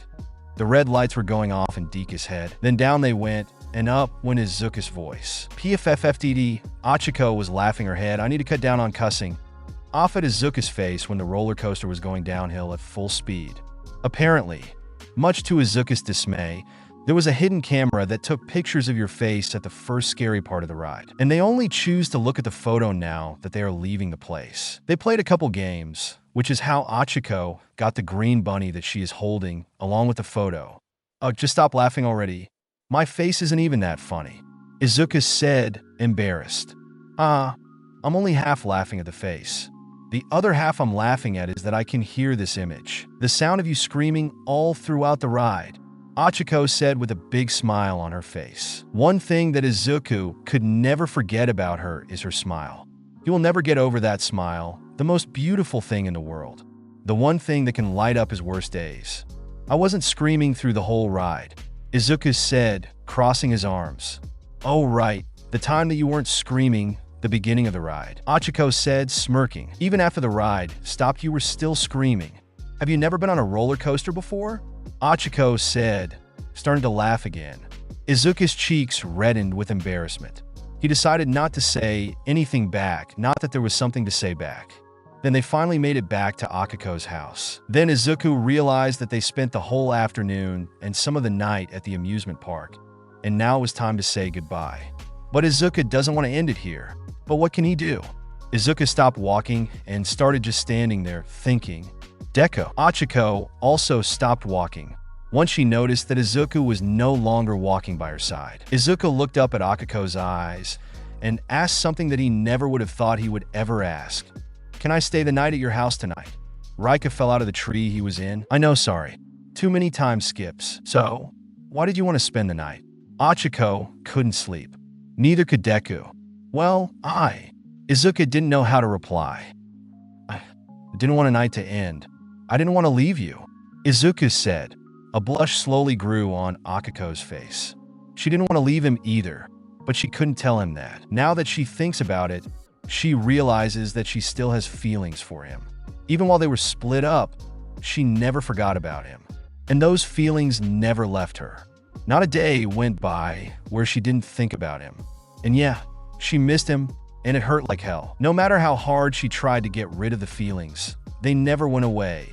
Instead, they grew stronger. She hated it. Of all people, why did it have to be a villain? Little did she know that villain that her heart skipped a beat for needed her more than anything. And she needed him. They would be lying if they said that they weren't glad they met. Then finally, Ochaco fell asleep on the floor, and Izuku fell asleep on the bed. It took a lot of arguing to figure out who would sleep on the bed. It was morning. The two woke up, told each other good morning, silently ate breakfast, and then silently sat in Akako's room. Izuku knew that today was the day. The last day that he would ever see her, hear her, smell he okay. That's weird, but true. He doesn't know how to bring up the topic. It's now or never. Hey, Ochaco, Izuku said. Ochaco looked up at him. I got something I want to tell you, he said, a sad expression making its way to his face. Ochaco grew worried. What is it, Deku? Ochaco asked, worried. Well, you see, today is the last day I'm going to ever see you. I have made a choice to turn myself in, and knowing how many things I did, I'm going to be locked up for the rest of my life. So, I just want to say goodbye, Izuku said, getting up to leave. Ochaco sat there for a moment, thinking about everything that she just heard. Then it finally hit her. She will never ever see him. Never see him ever again. Wait, Deku, are you sure about this? Ochaco asked, tearing up a bit. Deku nodded. What I did to your friends was not right. I was jealous that they got to be a hero and I didn't. I got my dream to be a hero crushed by a hero. So I thought that every hero was a fake, so I decided to get my payback through killing them all. But I guess that wasn't the answer, Deku said, looking at the ground trough shame. Ochaco stared at him. She thought for a while. Well, it is the last time I would ever see him. I have to let him know, she thought. Well, Deku, I have something I need to tell you, Ochaco said. Deku looked up at her. Remember when you told me how you felt about me? She asked. Deku's cheeks grew red, and he nodded. Is she just going to tell me that she doesn't feel the same about me again? She really hates me, doesn't she? He thought. Well, when I said I don't feel the same way about you, I lied. Deku, from when you kidnapped me up to this day, I have been in love with you. At that time, I thought it would be better if we didn't date, and I still do. But before you leave, I just want you to know that I love you, Ochaco said, tears streaming out of her eyes and her cheeks red. Deku was the color of a strawberry. He thought that she was just going to make him more aware that she hated him, but it was the complete opposite. He couldn't help it. He walked up to her, tilted her head up by putting his finger under her chin, and bent down and kissed her, another thing he wanted to do before her left. It was short and sweet, and taste that Deku would never forget. They separated and looked into each other's eyes, a deep red blush covering their cheeks. They sat down at the end of Akako's bed and just started talking about memories they had together. From the entrance exam to when he kidnapped her. From when he kidnapped her to what happened while they were separated. And of course, about their pasts. They talked until it started getting dark. Well, I have to leave now, Deku said, getting up and walking to the window. Ochaco also stood up and looked at her feet. Deku, I have a favor that I need you to do for me, Ochaco said in a serious tone. Deku stopped walking, his back turned to her. He looked over his shoulder at her to show that he is listening. Ochaco stood there for a little bit, wondering on how to put what she was about to say. I don't know if this counts as suicide, but I'm going to put this as a suicide reference. Kill me, Ochaco said, looking up at him. I think that is a suicide reference. Deku froze, then turned around to look at her. Oka, he trailed off, not knowing how to reply to that. Ochaco looked him in the eye, then quickly looked back down at her feet. Well, I got nothing left for me here. Half of the town is in hiding, and everyone I knew is now dead. I have nothing left, and without you here, well, I may be better off dead, Ochaco said. Deku stood there for a while. Well, Dodo, you really want me to do this? Deku said. Ochaco nodded. I have told you, even if you want me to, I can't kill you, Ochaco. Deku said, his eyes tearing up. I know, and sometimes you have to do the things you don't want to do, Ochaco said. With trembling hands, Deku took the gun out of his pocket and pointed it at Akako's head. Ochaco looked up at Deku, muttering her last words. I love you, Deku. Bang! Her lifeless body dropped to the floor. Deku dropped the gun and ran to her. He stared at her body, then clasped onto his knees and picked up the now dead Ochaco. He brought the body to him as close as possible and hugged it like there was no tomorrow. He cried more than he ever had that night. Deku made it to the police station. Once he walked in, the police either drew their weapon or ran away. But they were surprised when he held out his hands for the police to cuff them. They did Deku's mug shots, changed him into jail clothes, and put him in high-security prison cell. And for the past year, that's where Deku has been. And then alarms started going off. There was a bang. No, not one, lots of bangs. Then an explosion happened right in front of Deku's face. Come on, hurry, the person yelled as he unchained Deku. Deku just took the orders and ran with the dude. Once they were far away from the police and police station, they stopped running to catch their breaths. Deku looked up to see who saved him, and to his surprise, it was Raikou. What? Raikou? Deku really was surprised. Raikou to Deku never really was the type to do something like this. But then again, he is comfortable talking to the #1 villain. Surprise? Raikou shrugged. Deku smiled and chuckled. Why did you break me out? Deku asked, serious now. What? A year wasn't enough for you? Come on, man. Raikou said. Deku looked at the ground. I want to pay for what I did. Deku said. I know you do.